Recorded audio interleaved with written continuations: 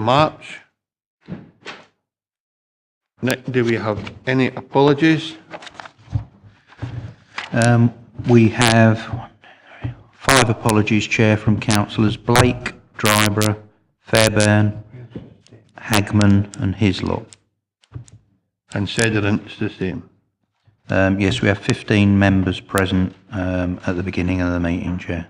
Okay, can I remind members that this meeting will be recorded and that the recording will be made available for public listening. Declarations of interest, members. John Martin.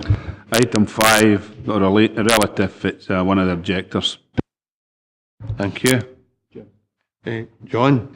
Yeah, same item 5. I know some of the objectors. No discussions have been taken. I'll remain in the meeting. Thank you, John. Minute of the meeting of 15th of February for approval. Is this a true record and are members happy to agree the minute? Thank you. Can you now take us through the procedure for today, Nick, please? Thank you, Chair. The Planning Applications Committee will consider each application in turn as detailed on the agenda.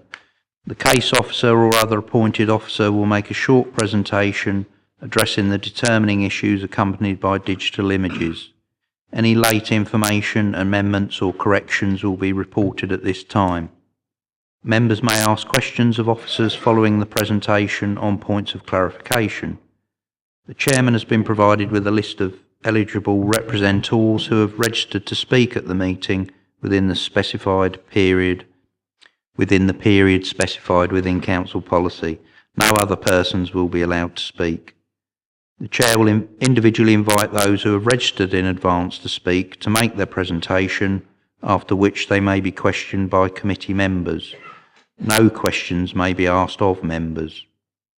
The order of eligible parties being heard will be as follows: third parties objecting to an application, third parties supporting an application, statutory consultees objecting to an application, elected members of Dumfries and Galloway Council who are not members of the Planning Applications Committee.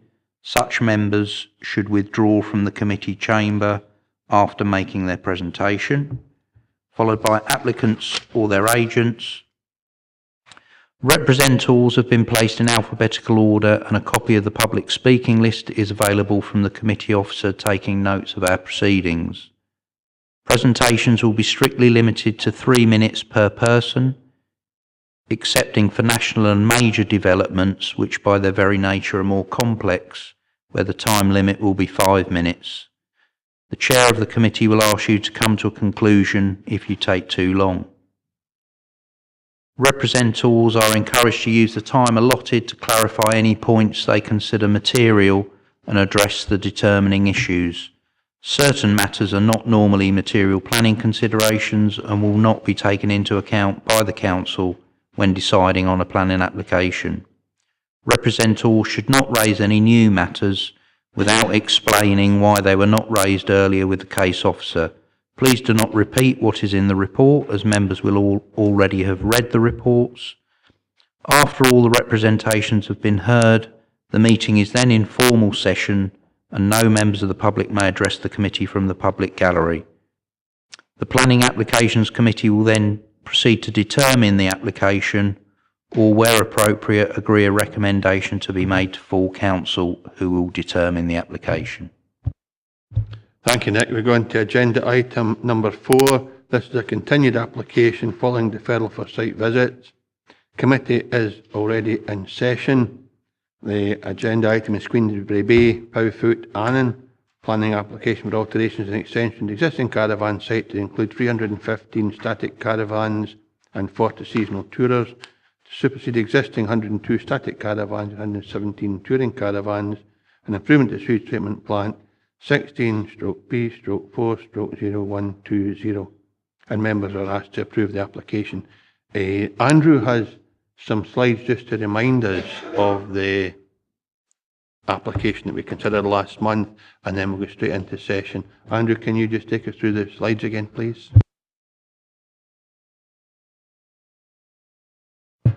Okay, yeah, thank you, Chair. Yes, as stated, it's an application for an extension to an existing caravan site, but also incorporating existing ground as well, to include 315 static caravans and 40 seasonal tourers. And the application site is located to the west of Powfoot, as illustrated in the red line,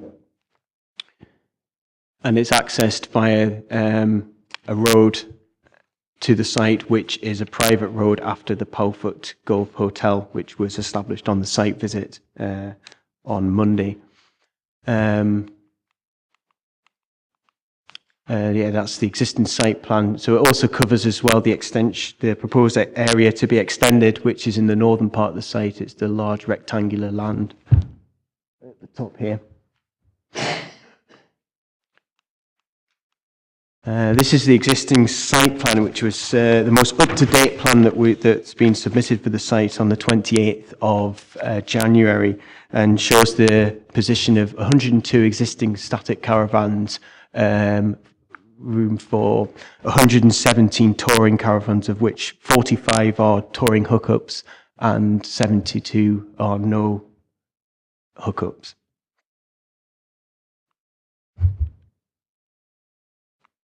And this is the proposed extension and the proposed site, which incorporates the existing site down here and the proposed area where 315 static caravans could be located, as well as 40 tourers. We've included a ZTV of the development, which is to show the visual impact of the development that's been submitted with the application. So the red area shows the zone of theoretical visibility, which is an area where the development could be visible from. And then we've got viewpoints as well. So there's been 7 viewpoint locations included in the submission. The first 4 are within close proximity to the site. Viewpoints 5 to 7 are further away. So this is viewpoint 1, which is actually taken from the golf course, looking towards the northeastern corner of the site. And what they've submitted in the visual impact is also after 1 year, which is at the bottom of the slide, and then what it would look like after 15 years with a planting scheme in place. Viewpoint 2 is taken from the minor road to the southwest of the site. So again, looking from the existing view at the top and the proposed view at the bottom, again after 1 year.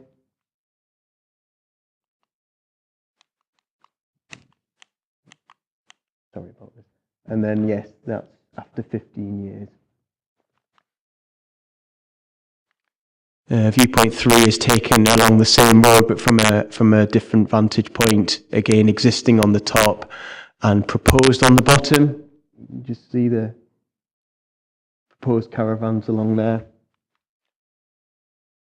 And again, that's after 15 years. And viewpoint 4 is taken at the bottom of the U91 road, again existing at the top, proposed at the bottom after 1 year, and then after 15 years with a landscaping scheme. These are the ones that are further away from the site. So this is taken to the north on slightly higher ground, looking down towards the site. It just shows the extent of the site in the landscape, really, but it doesn't include a photo montage with this. This is taken from Newby from the east of the site, looking northwest towards the site. Extent of the site's just here. And this is taken across the Solway, looking across, so the furthest distance away from the site. I'll run through the photographs now of the site. I appreciate members will have seen this on Monday, but for the benefit of those that weren't there. So this is upon entering the site. The existing appearance of the site, and this is taken towards the northern part of the site where there's area for tourers to be located, or can be located. And this is looking towards the area where the proposed extension would be. So this is within the existing site, and on the other side of the hedge would be the proposed field. This is looking back towards the site from the northeastern corner. This is the position where we stood at the gate access on Monday. And then this is the proposed area of the extension. So looking northwest across the site and looking back. So it's a rectangular area of land bounded by hedge planting. And that's looking back from, there's a private access road that leads off the U91 from Cummertrees to the site, and this is taken from that road. We didn't go to this position on Monday, but this is looking east back across the site. And this is the road that I was referring to, which connects to the U91. This connects into the western part of the site, but it is a private road. And these are the photographs in Powfoot. So this is the approach to the Powfoot Bridge. This is the bridge itself, which is Category C listed. As you can see, there's only enough room for one car over the bridge. And there's another photograph of it. This is looking back towards Powfoot, towards the bridge from the western end. This is part of the adopted road. And then this is the approach to the public car park. This is actually a private road. And this is the approach to the park where the track goes into a singular track. And that's the access to the park. I've included the community council slides previously because they show photographs of the private road and some other pictures of the road condition, just showing some maintenance issues in the surrounding locality, which was pointed out at the site visit on Monday, and that's shown in these two slides. And this is the private road from between the hotel and the car park. So it shows the width of the road and the current state of the road as well.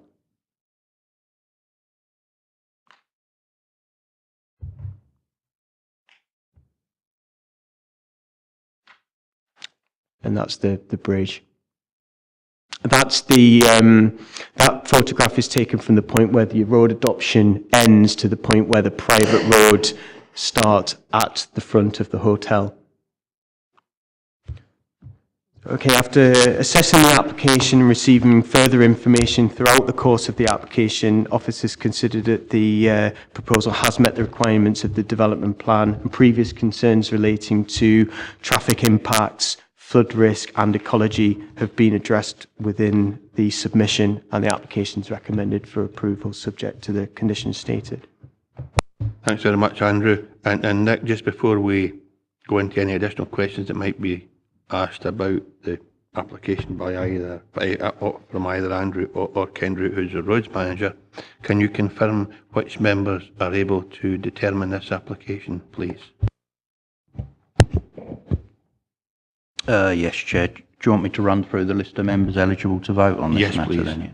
Yeah. Okay, it's yourself, Councillor John Campbell, Councillor Doogie Campbell, Councillor Carruthers, Councillor Gilroy, Councillor Giusti, Councillor James, Lever, Councillor Maitland, Councillors Martin, McComb, McKee, Councillor Murray and Councillor Young. Thanks, Nick. We are in session, but if any members have any additional questions for either Andrew or Ken, maybe now would be a useful time. If no, we'll just go straight into determining this application. Ian?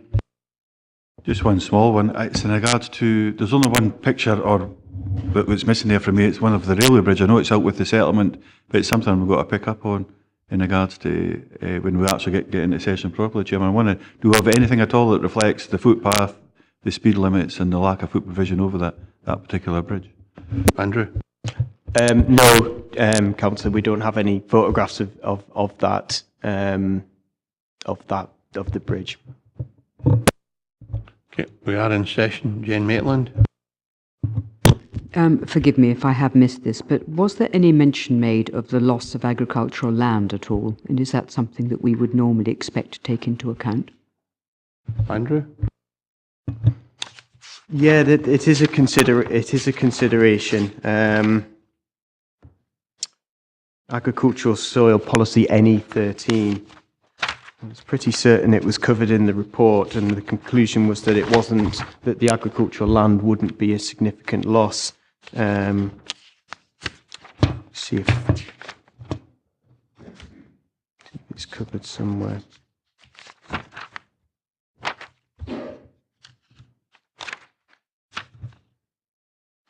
It is referred to, but it wasn't. The site doesn't actually show up within the. There's the grading of agricultural land, and I think when I did the assessment, it actually shows up as not being. I think it's grades 1 to 3 is agricultural land that has a use as such, a use. But I think this one goes into grade 4, which is outside of the agricultural soils. Kind of vague, Jane, but there we are. Ian? Thank you, Chairman. I think that bit is in the report. I suppose I'll preempt what I'm going to say, Chairman, in regards to, I do feel very strong in regards to building a local economy is our number one priority across the council. It's not explicit within these papers, but certainly I think that is an important priority that the council has agreed and adheres to. But so I don't take what I'm going to say shortly. I take it very, very seriously in regards to the considerations and the remarks that have been locally in that area in regards to the whole size of this site and what it's trying to achieve. So the bits I really want to touch on is the size and scale of the development itself. As we've seen, we've had slides there that represent that. I believe there's not potentially, I think there is road safety concerns. I'll touch on that. Roads infrastructure itself, it's been highlighted there in particular parts. I think there's weaknesses there. Landscape and visual impact, I think there is as well, because its size, its whole size, it's quite domineering to say the least. And I think as well as potentially a land use conflict if this was to be agreed today. So you'll get the thrust of probably the direction that I'm going in. I think to start off, the whole size and scale is, as you see, I mean, very much supportive of building a local economy, like I say. But when you actually look at this, its size and scale compared to the infrastructure that's already there, I think it is far too large in this particular case.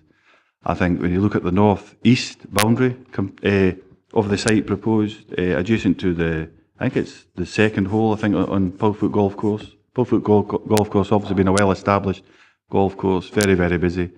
We had a golf instructor and I think he was an office bearer as well on the site visit, speaking on behalf of being there on behalf of the golf course.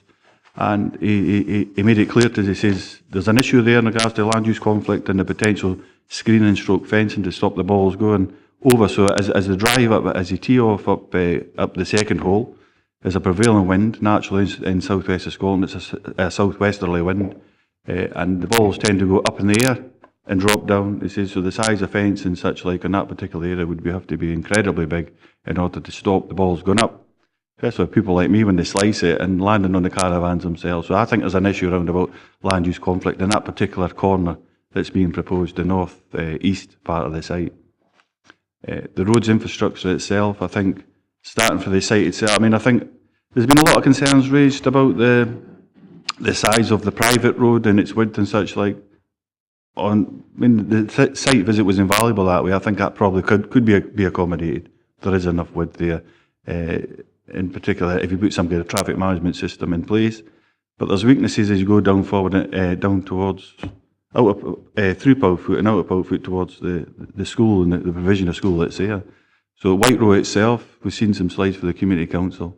There's weaknesses within the existing roads infrastructure, which is owned by the council.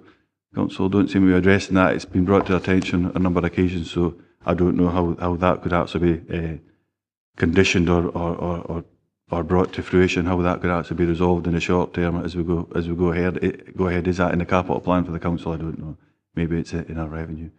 But as you go forward, then you've got this listed building again. There's a pinch point there.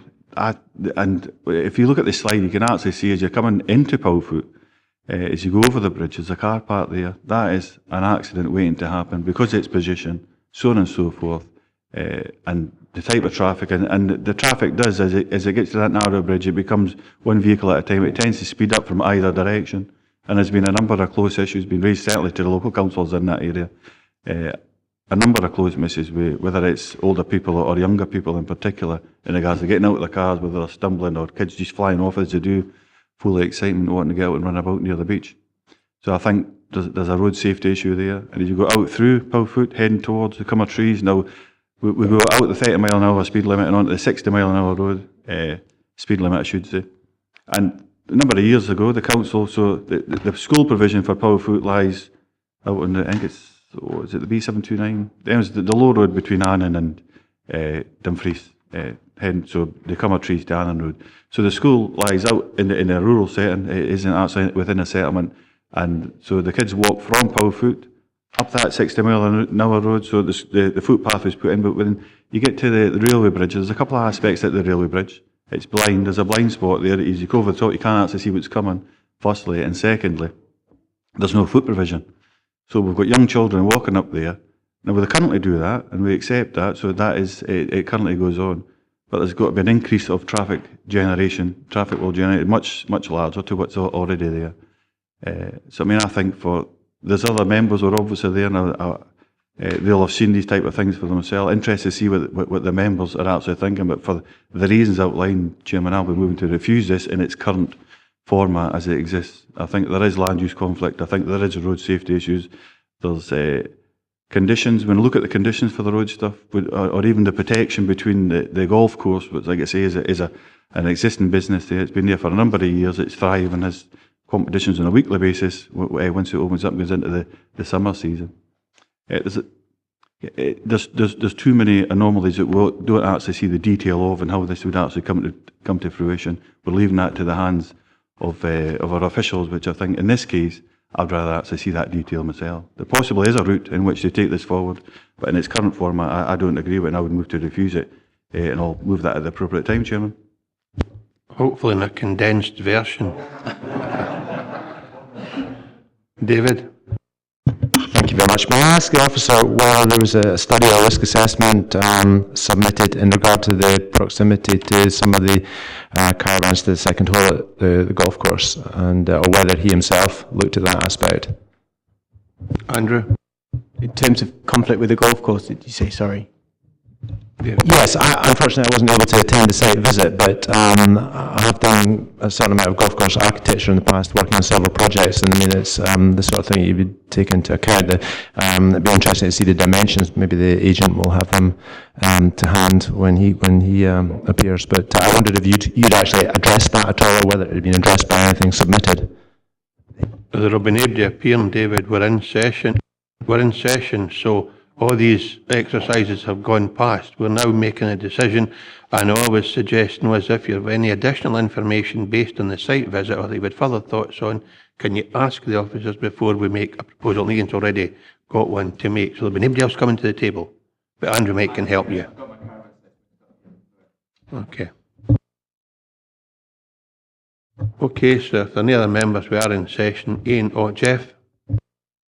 I took part in the site visit, and it was mainly the state of the road that I was concerned about. And I see in the recommended decision under 9, it says about bringing the access road up to an acceptable standard. But I think also what needs to be done, given the number of cars which will be travelling down that road, is to ensure it's also maintained at that standard. Because there was a very clear demarcation between the publicly owned road and the privately owned road at the halfway down the hotel. The road surface basically just disappeared, as you could see in the photographs. Jeff, John? Yeah, just one of the concerns I had in the site visit was the bridge, the amount of movement, the caravans over that bridge. I just wonder if the roads officer could give us any feedback that if he thinks that the amount of caravan movements could have an adverse effect on the bridge. I'll ask Ken, but remember when we discussed it last month, there was a suggestion that making the static arrangements better improved would reduce the number of caravan movements, and that would just cars move. But Ken, can you answer the question John set you? Thank you, Chair. The view that we took was on the basis that the number of touring caravans is going to be reducing quite considerably from 117 down to 40. I suspect that any damage that's occurred to the bridge in the past has been caused by touring caravans, and to be honest, they're a significant factor in our consideration of this. The fact that the number is being reduced right down so that the predominance of traffic will be simply cars on their own was a significant factor in us, the decision that we actually came to. Thanks, Ken. Okay, I've got John Young and then Jane. Thank you, Chair. The site visit was very useful and brought to my attention the roads and the distance vehicles will be travelling. Now, on page 17, we have the results of surveys, and from my arithmetic, you're roughly getting a vehicle on that road every 2 minutes going to and from the site. Now, modern holidays, online bookings means we're not sure how often the caravans will have new guests or tenants, and it may be that there's, instead of changing every 2 weeks, it might change every 1 week or every 4 days, and these changeover days will of course increase the traffic on the road. So my concern is the sheer amount of vehicles that will be moving to and from the site continuously during the busy summer periods. Thank you. Thanks, John. Jane? If I've understood the roads officer to speak correctly, it seems to me that if we give this a change of use, Chairman, and maybe you could help me on this, if we were to change the use of the land, there's actually nothing to stop the balance of tourers to statics from changing over the future, is there?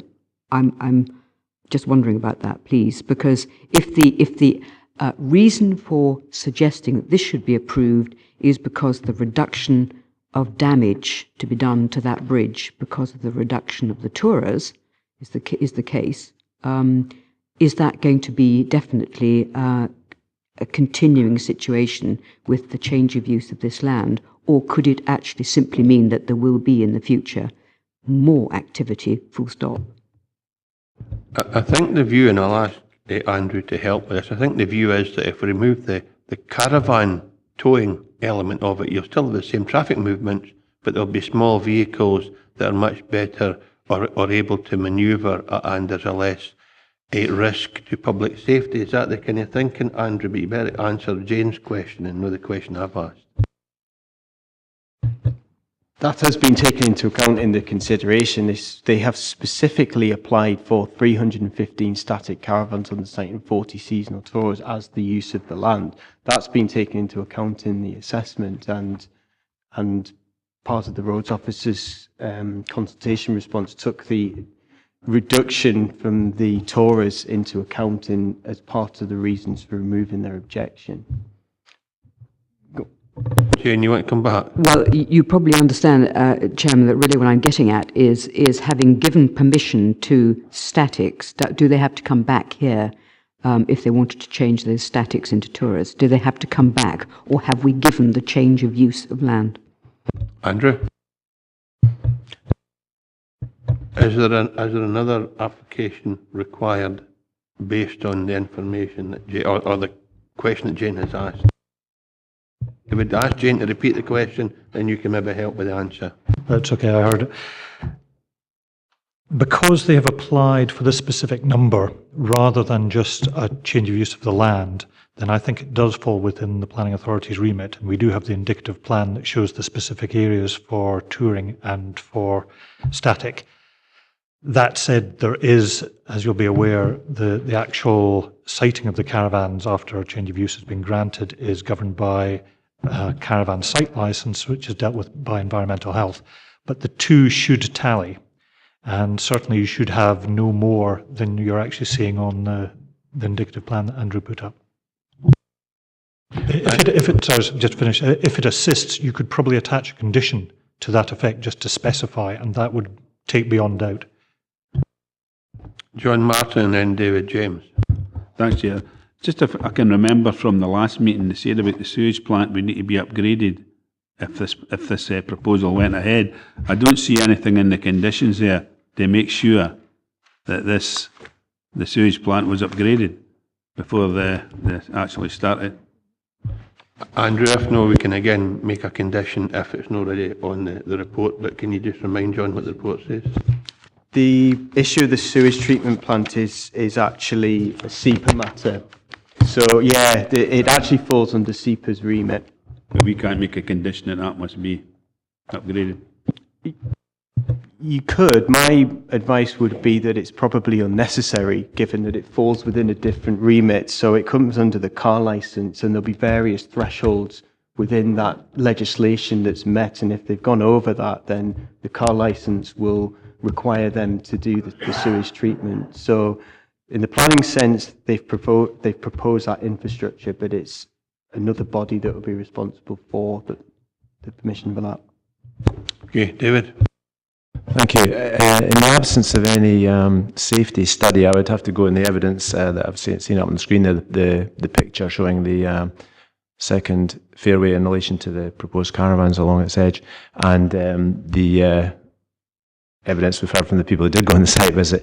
And therefore, I would assume that if this was successful, that there would be a need, or would be an application later for nets.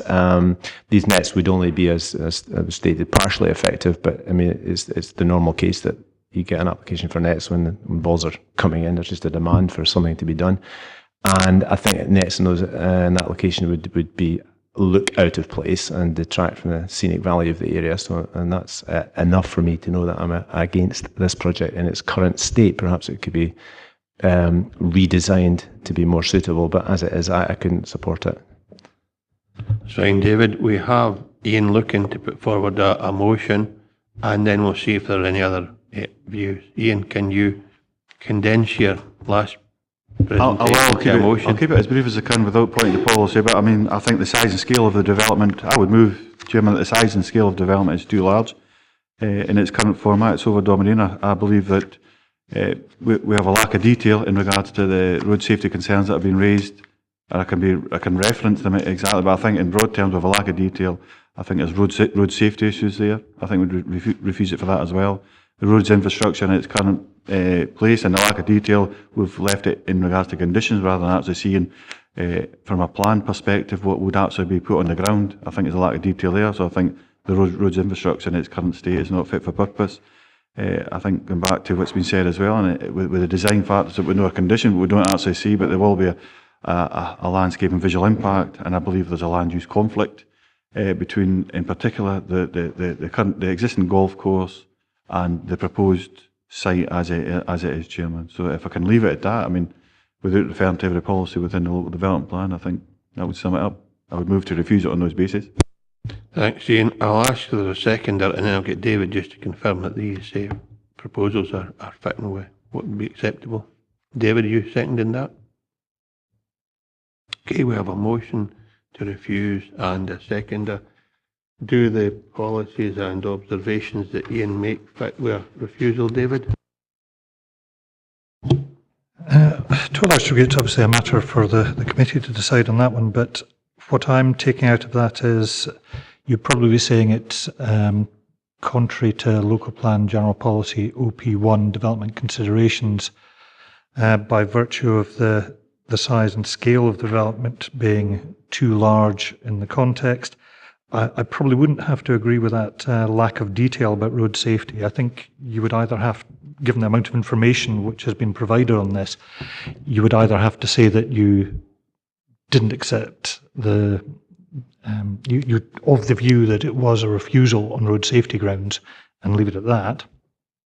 In terms of the maintenance of a private road, that I would suggest is not material planning consideration. Land use conflict between the two elements.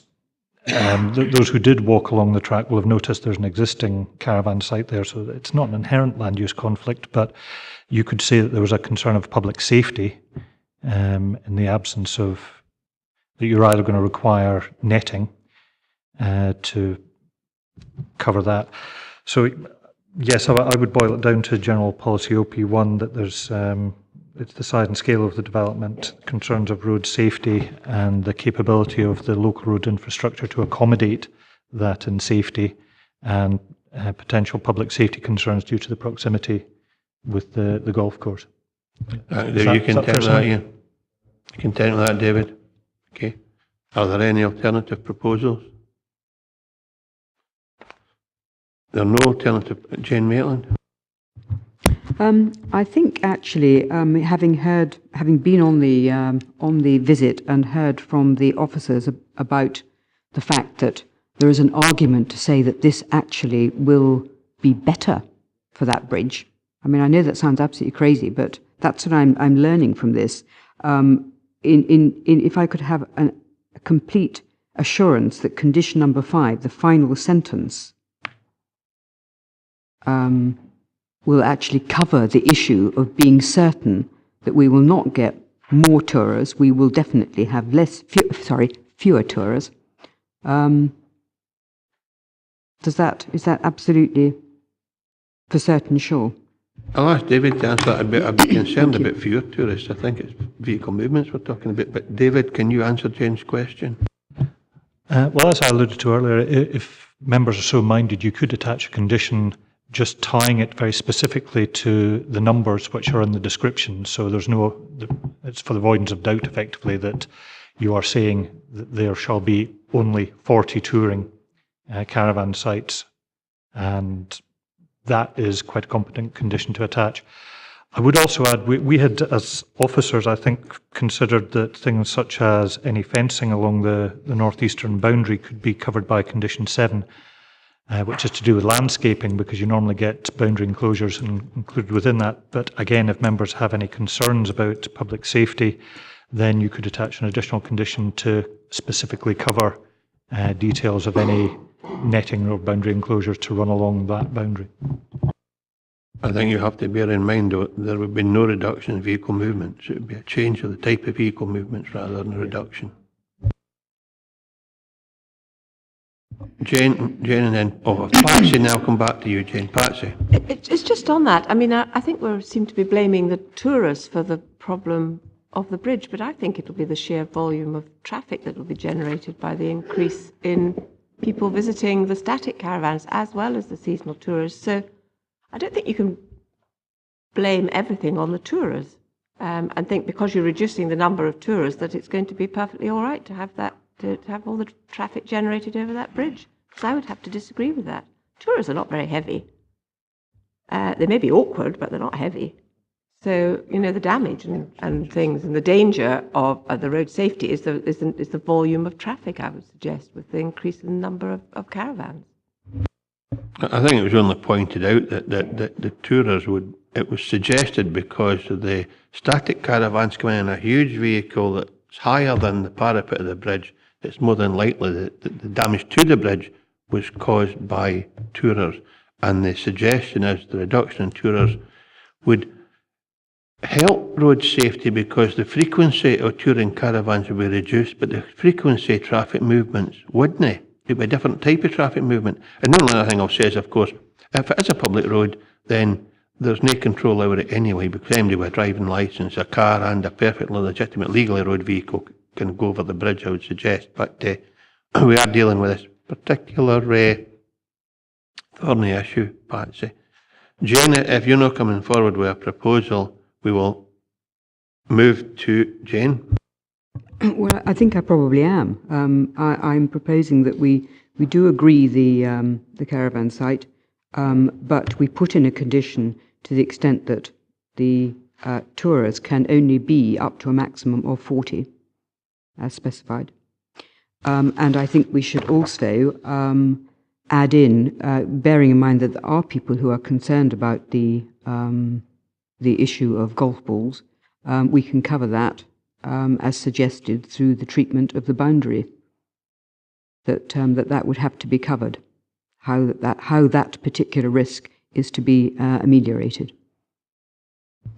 David or Andrew, if Jane's suggestion that the approval is granted, provided we tie down the touring caravans to a maximum of 40, not to be exceeded at any time, but also how you can protect the boundary with the golf course and how we can condition something that will have netting of, I don't know, a 10-metre height or whatever it is, to mitigate the impact that David's suggestion might be with, and Ian with loose balls. And I'm not saying 10 metres. It's how you put something in place that will protect the occupants of the static caravans backing on or fronting onto the golf course.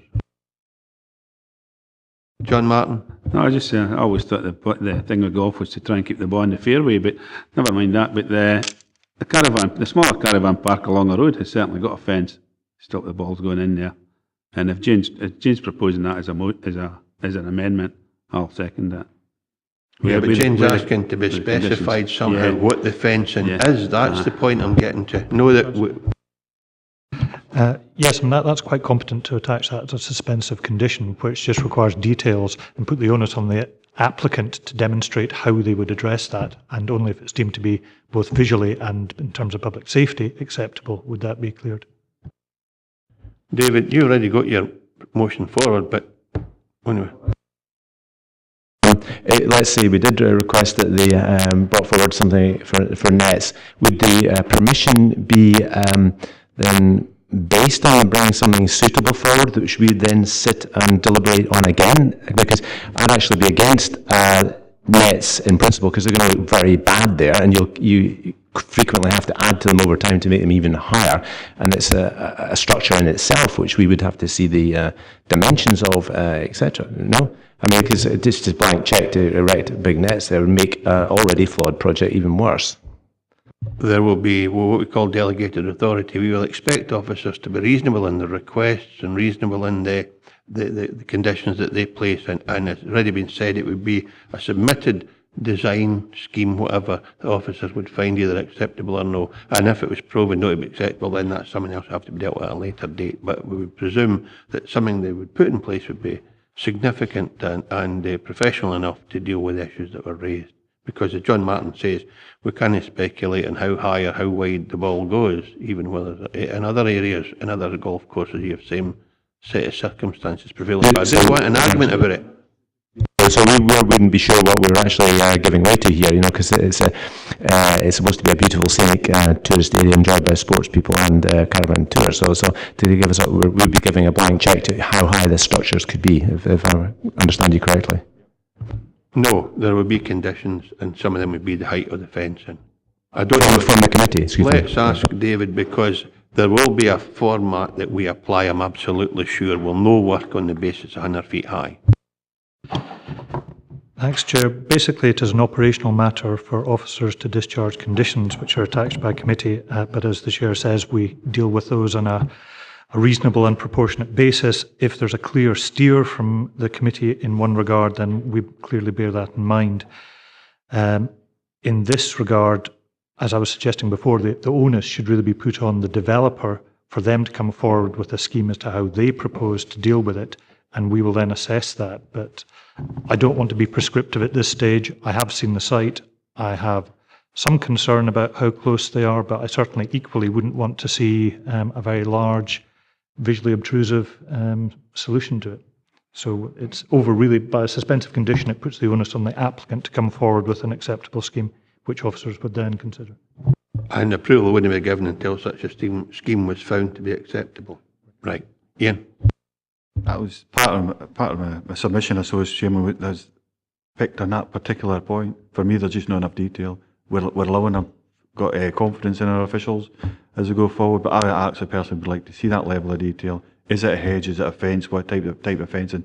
So on and so forth. And there's so many other aspects to it, out with just that piece of protection, public safety and such like. So I think as members we should actually see that. That's just to make that point clear, Chairman. I think that's a big chunk of why I'm moving to refuse it. I said at the beginning, I don't take lightly at all what I said. Building the local economy is a number one priority for the council, and I think it's endemic within the planning applications as they come forward. So I don't take that lightly at all, Chairman. So you propose me to defer this application? I think I've made a motion, and David outlined where that fits within policy. Absolutely, I think it's fundamental that for the sake of everybody, we just move forward and make a decision. Fine, that's fine then, because I'm quite sure we're not challenging the competency of our staff. So either if you want to see the detail, it's a refusal with additional detail coming back, or we determine the application today and you have a motion to refuse. And so far, Jane, with the two conditions, one about limiting exactly the 40 touring spaces and a requirement on the developer to provide suitable mitigating measures on the golf course issue. That's Jane's amendment. Jane? I'm presuming that it will be up to a maximum of 40 sites. I mean, I presume that that's implicit in the thank you. Yeah. So does anyone wish to second Jane? John Martin did. Okay. In that case, we have a motion and amendment. Nick, remind members what they are and they will go to the vote.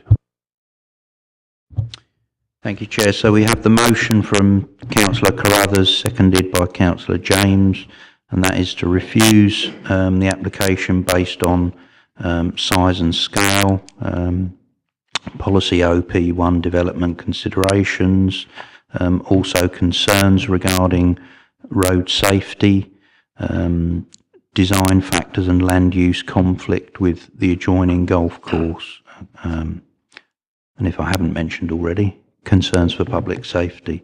And the amendment from Councillor Maitland, seconded by Councillor Martin, to agree the application but to include additional conditions in relation to there being no more than 40 touring caravans on site, and an additional condition in relation to the treatment of the boundary to ameliorate the issue of stray golf balls from the adjoining golf course.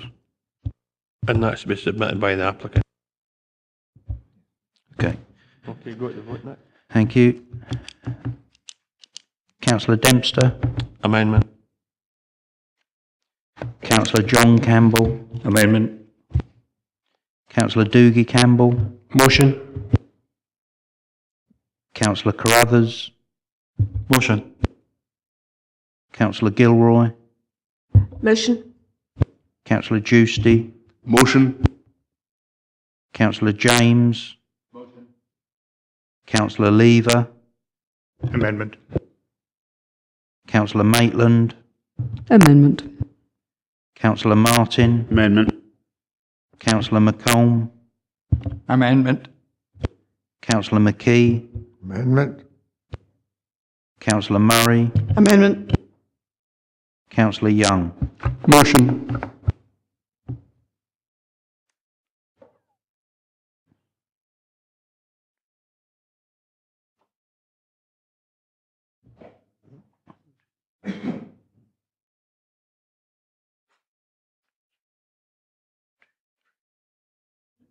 Okay, so voting is 6 members voting in favour of the motion and 8 members voting in favour of the amendment, meaning the amendment is carried.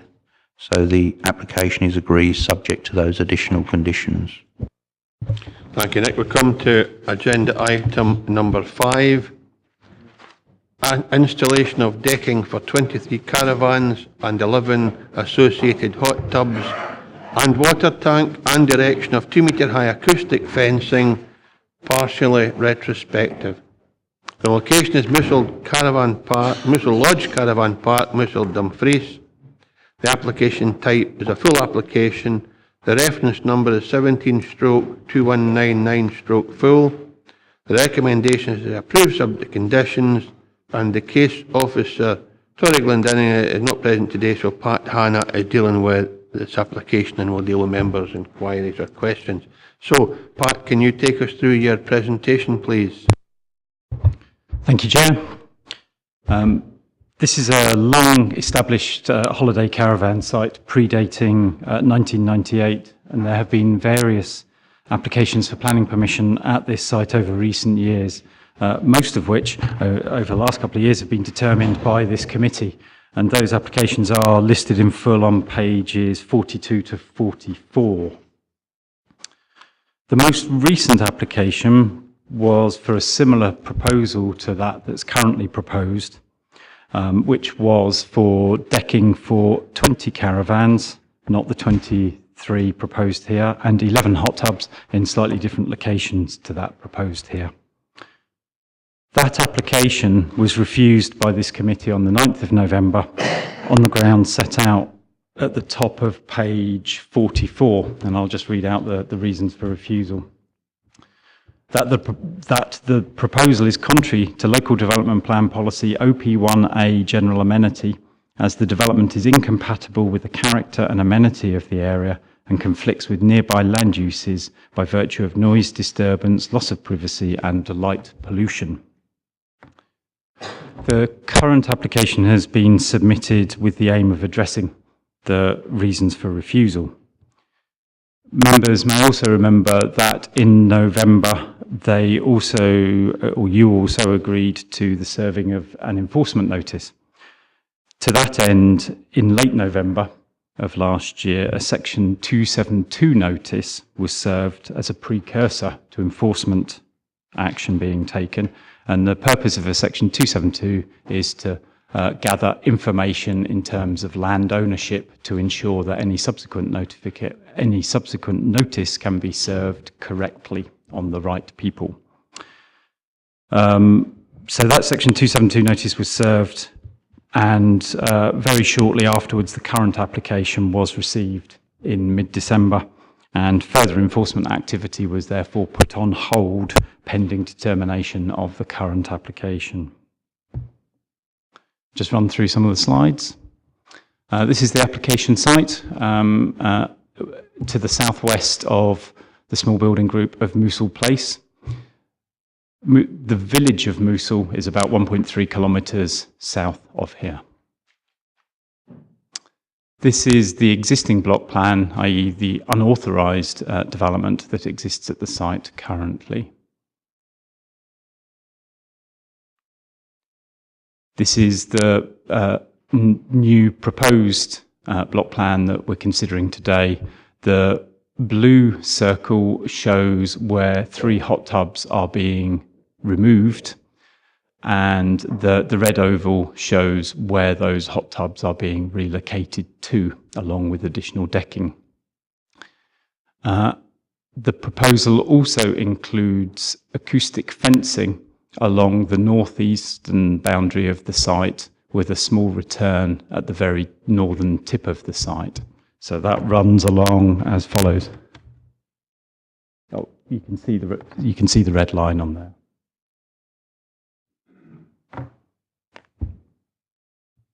This is the proposed acoustic fencing along that boundary. And additional planting is also proposed along that northeastern boundary. The noise assessment that was submitted with the previous application indicated some noise spillage from the caravan site into the bottom part of the gardens associated with the adjacent residential properties.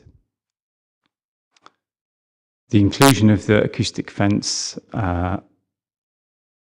shows a significant improvement to those garden grounds. I'm running through some of the photographs here. I'm conscious that a lot of the photographs that will be shown now all look very similar to each other. So on each one I've included a key to try and show where we are looking.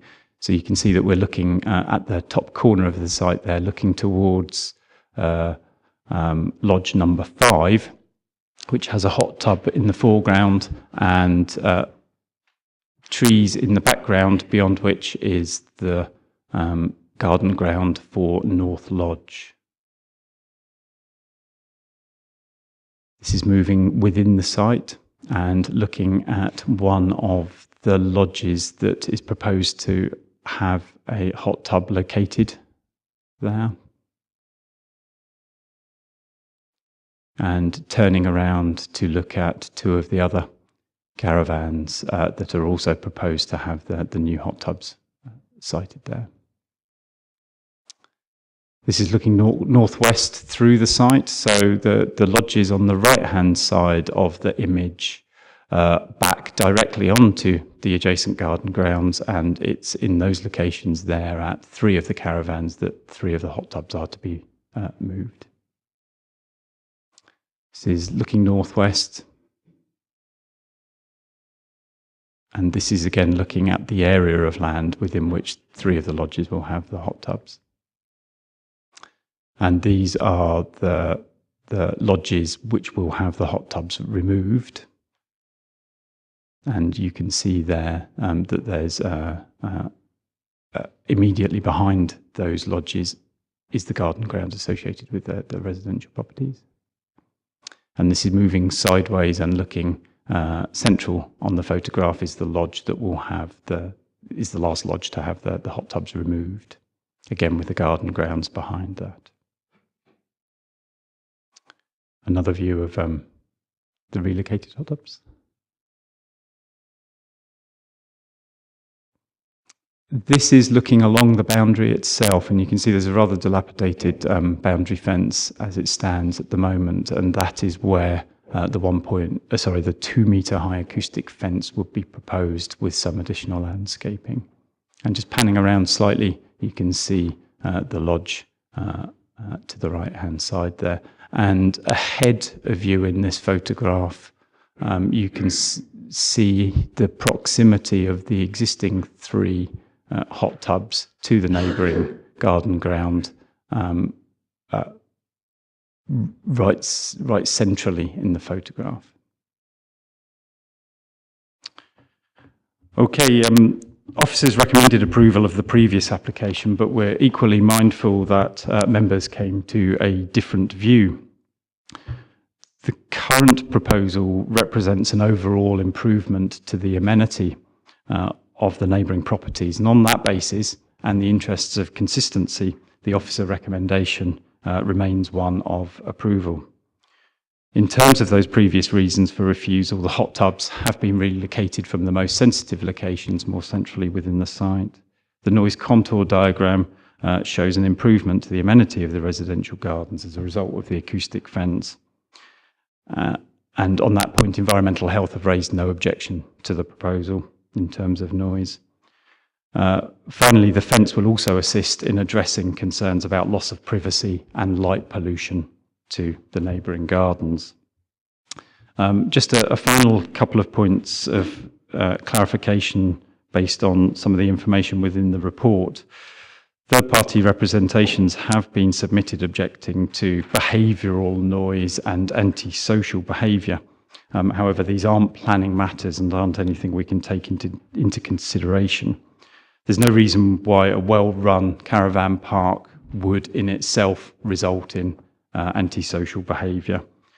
In the event of there being any antisocial noise or behaviour at the site, then that would be a matter for the police. If there is a justified noise complaint, then that would be a matter for environmental health to investigate. Finally, it's also clear that there's a land ownership dispute going on relating to the northeast boundary of the site. And again, land ownership isn't a planning matter, rather it's a civil matter to be resolved separately between the different parties.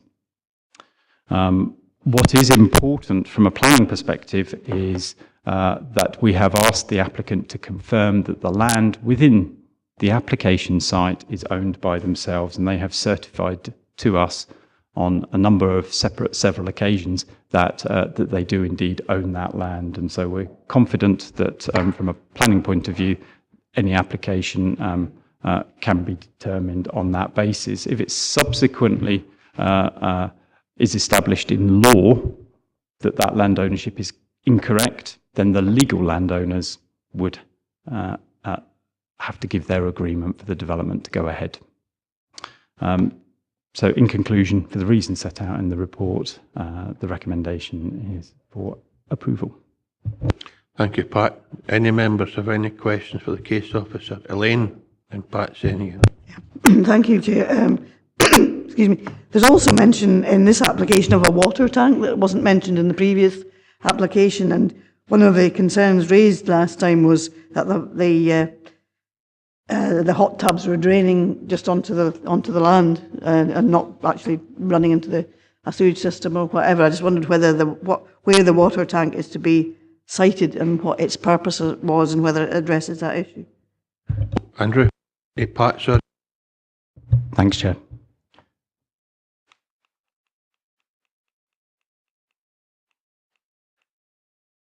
The water tank is to be sited just near the entrance to the site. It's difficult to see it there, but it's just on the right-hand side on the entrance to the site between the neighbouring boundary and that caravan there. The purpose of the water tank is to the information that's been provided by the applicant states that there's a water pressure problem within the area, and so it will slowly take a feed of water, which will then fill the tank up and then serve the site more steadily than draining demand at peak times from the water main. In terms of the hot tubs and the discharge of water from the hot tubs, the applicants have also submitted a letter from SEPA, who wouldn't be consulted as part of an application of this scale because of its minor nature. But it appears that in response to a complaint submitted to SEPA, SEPA investigated the site, and a letter from SEPA was provided to the applicant stating that the method of them discharging hot tub water to land, provided the water has been dechlorinated and there's no heat in the water when it's discharged, is acceptable to SEPA. Thanks, Elaine. I've got Patsy and then Ian and then John. Thank you, Mr. Hannah. It's about the acoustic fencing, which I haven't really come across before. You say it's both going to affect or protect people from noise and also from light. So I didn't really understand what it's made from and how that works and how effective it is. Pat. Thank you, Chair. Acoustic fencing is quite commonly, wrong direction, is quite commonly used, particularly next to busy roads and so on. It is a timber fence, but it is a timber fence that will not have any gaps in it at all. And it also has an acoustic membrane. Exactly what that is not clear to me. But that acoustic membrane is built within the central part of the fence so that it forms a barrier to prevent any noise getting through. The application has been submitted with a noise impact assessment by suitably qualified people who have recommended a fence of this type to be installed. But it is the sort of thing that you do quite commonly see where new housing developments are being built next to busy roads along motorways, for example. Patsy? Well, just on that, I mean, this isn't a busy road. This is in the countryside with a bit of woodland behind it. Do you think it's really in keeping with... I understand what it's trying to do. I quite get that, but it's solid, and just wonder how good that will look. It will be a substantial fence. It's 2 metres high. So yes, that will be a substantial fence. Planting is proposed within the applicant's side, which will soften that from the applicant's point of view, but clearly the applicant can't propose that on the neighbouring garden ground. But that's not in as a condition that there will be a softening of this by planting in front of it. You haven't conditioned it in this application. No, there's no condition for that particular element of the landscaping to be implemented on the basis that really it's only the amenity of the park that would be affected if that wasn't included. That said, a condition could equally be included if that was felt to be appropriate. Ian, then John, and then Dougie. Maybe this will come more relevant as we hear the objectors and the representations, I should say, and maybe as we go into session. But just because we looked at the very last slide just before, kind of puts it into context. But it's the distances and the relationship between that's it. Relationship between what's existing. I take it that's exactly where that is exactly what's proposed within the plan. and the distance between there and the proposed 2 metre high fence. It's fire regulations I'm going to talk about, because that'll probably come up. But I mean, I think if it's a safety issue there, if that doesn't meet the fire regulations, or we're actually meet, if this was to be agreed in its proposed format, I mean, how does that hold us as a planning authority, Chairman? David? Very technically, a fence of up to 2 metres in height can be erected as permitted development. So we wouldn't actually be able to deal with that. In terms of fire regulations, that's a separate issue, which is not material planning consideration.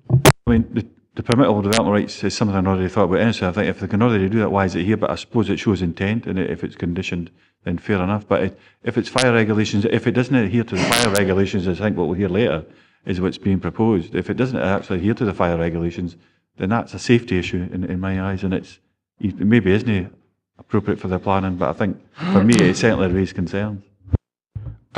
I understand that, especially having been a serving firefighter for 20 years, but if it's not part of the planning consideration, then at this stage of the process, it's no us. I mean, fire brigade could obviously be asked to attend the site, offer professional advice, and that's exactly where you should go, Scottish Fire and Rescue Service. But for us, if it's not part of the planning consideration, we can't take that into account. I've got John and then Dougie.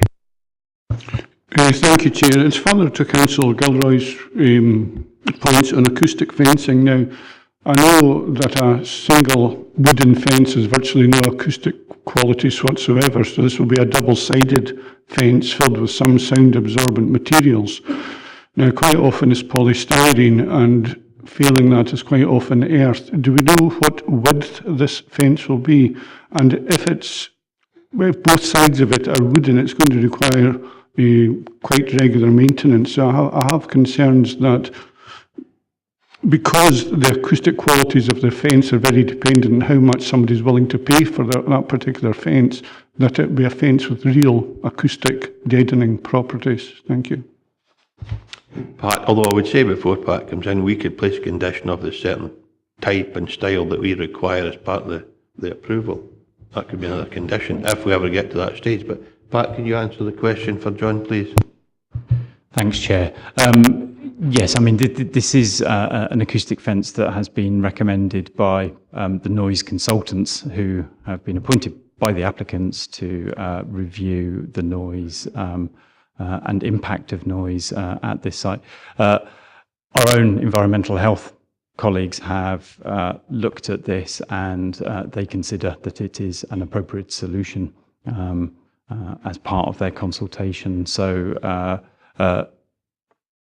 given that they have agreed that they have no objections to the proposal, then there should be no reason why this fence shouldn't be effective. Thanks, John. Dougie? Thanks, Chair. Again, in relation to the acoustic fencing, I'm reading here that the decking where the hot tubs will be situated will vary between 0.4 and 0.6 of a metre. My thoughts are is the fence actually high enough? Now, would the assessment of the noise impact be on the basis that people were within the hot tub? Or would it also include, or did it also include a social element around hot tubs? I'm just wondering if basically the height of people standing around the hot tub would actually be above the height of the acoustic fence, and would it be an option to increase the height to reduce any noise that might be generated from that? Pat? Okay, thanks, Chair. The noise impact assessment actually considers the behavioural noise of people using the caravan park on the basis of an equivalent of the caravan site being a pub beer garden. That's the test that they've used in coming to a conclusion about whether there will be a noise impact or not. So they've said, okay, well, there will be this noise level at the site across the whole of the site on the basis of it being a pub garden, and concluded that the impact on the dwelling houses themselves will be low. Thanks, Dougie. Jim McComb. Thanks, Chair. Along the northeast boundary, there is a peculiar indentation. Could you shed any light, Pat, on why that should be? Pat? I'm afraid I can't, no. The reason I ask, the acoustic barrier ends at that indentation, but there will still be a lodge with a hot tub facing the neighbouring residences, just precisely at that indentation where the fence will end. That's right. And I think it's well reminding as well that 3 of the hot tubs will be removed, and that will hopefully reduce or mitigate some of the noise and nuisance. Okay, if that's us finished with the questions for officers, I have a significant number of representatives and representations, so I will invite Stephen Forsyth to come first. Stephen's reading 5 prepared statements, and then he's going to present his own observations. What I'll do, Stephen, I will ask you to do a prepared statement on a 3-minute window, and then we'll stop, and then we'll do your next one, and we'll go on until you've concluded your presentation to members. So I'll do each presentation, maybe advise members who it's from, and I'll ask Nick to time it, and I'll remind you with 30 seconds to go that you've got a time limit, okay? Okay, thank you, Mr. Stephen. Chairman. But before I start, Mr. Chairman, could I just point out to the committee that the appropriate site plan drawing is incorrect. Despite evidence being sent to the planning team, they have ignored it. I feel angry, frustrated and disappointed that the planning team are supporting this application. How is it that pre-planning advice for the general public hasn't been available since August 2017, yet the applicant has been able to get it for this and a previous application? Why are the planning team being overly favourable to this applicant?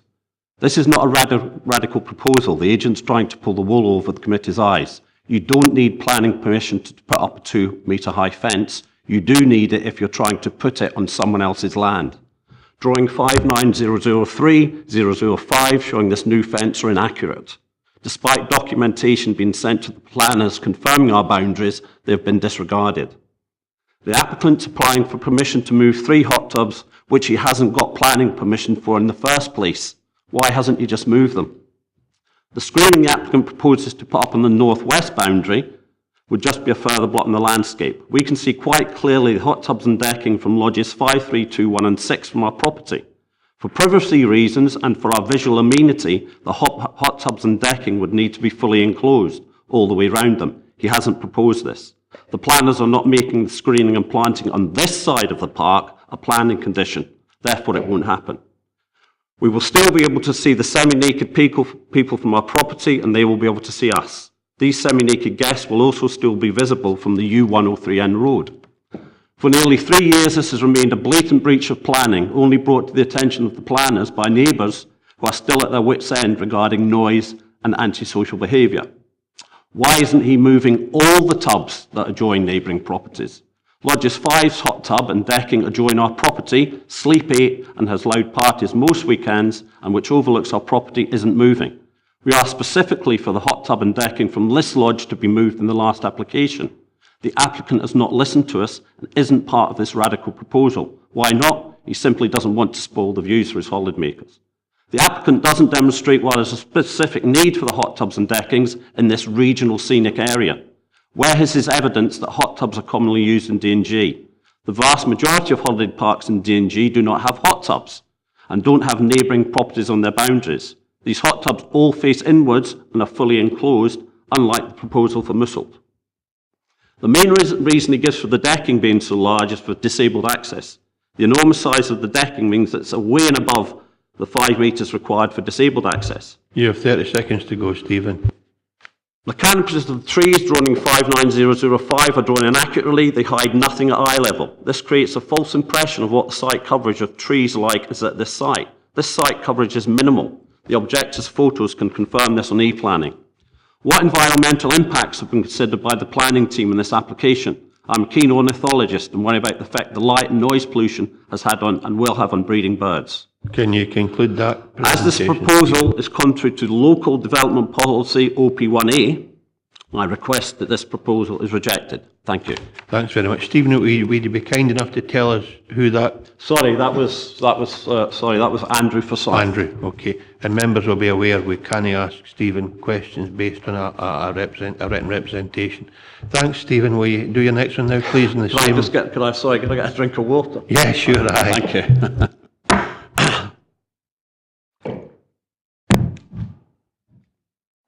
This is on behalf of Jenny Forsyth. How on earth are the planning team supporting this application? Scottish Government planning policy quite clearly states that local authorities should use their planning powers to minimise the adverse impact of noise and protect the countryside from inappropriate development, while the plan is ignoring Scottish Government policy and a designated regional scenic area. Why has no environmental impact assessment been carried out at this site? Particularly after it has now come to light that after a visit by SEPA to Cuckoo Bridge on the 21st of February by Sarah Denham, confirmed that a sewage fungus is present in the watercourse coming off sewage pipe served by Mouswald Caravan Park. Why has no drainage impact assessment been carried out at this park, despite the continued seepage of water and associated chemicals onto neighbouring properties? I have witnessed hot tubs being emptied when the steam is present.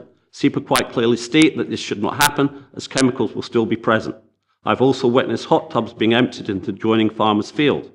I believe 2 million gallons of potentially contaminated water being emptied to the ground every year is not sustainable at this site.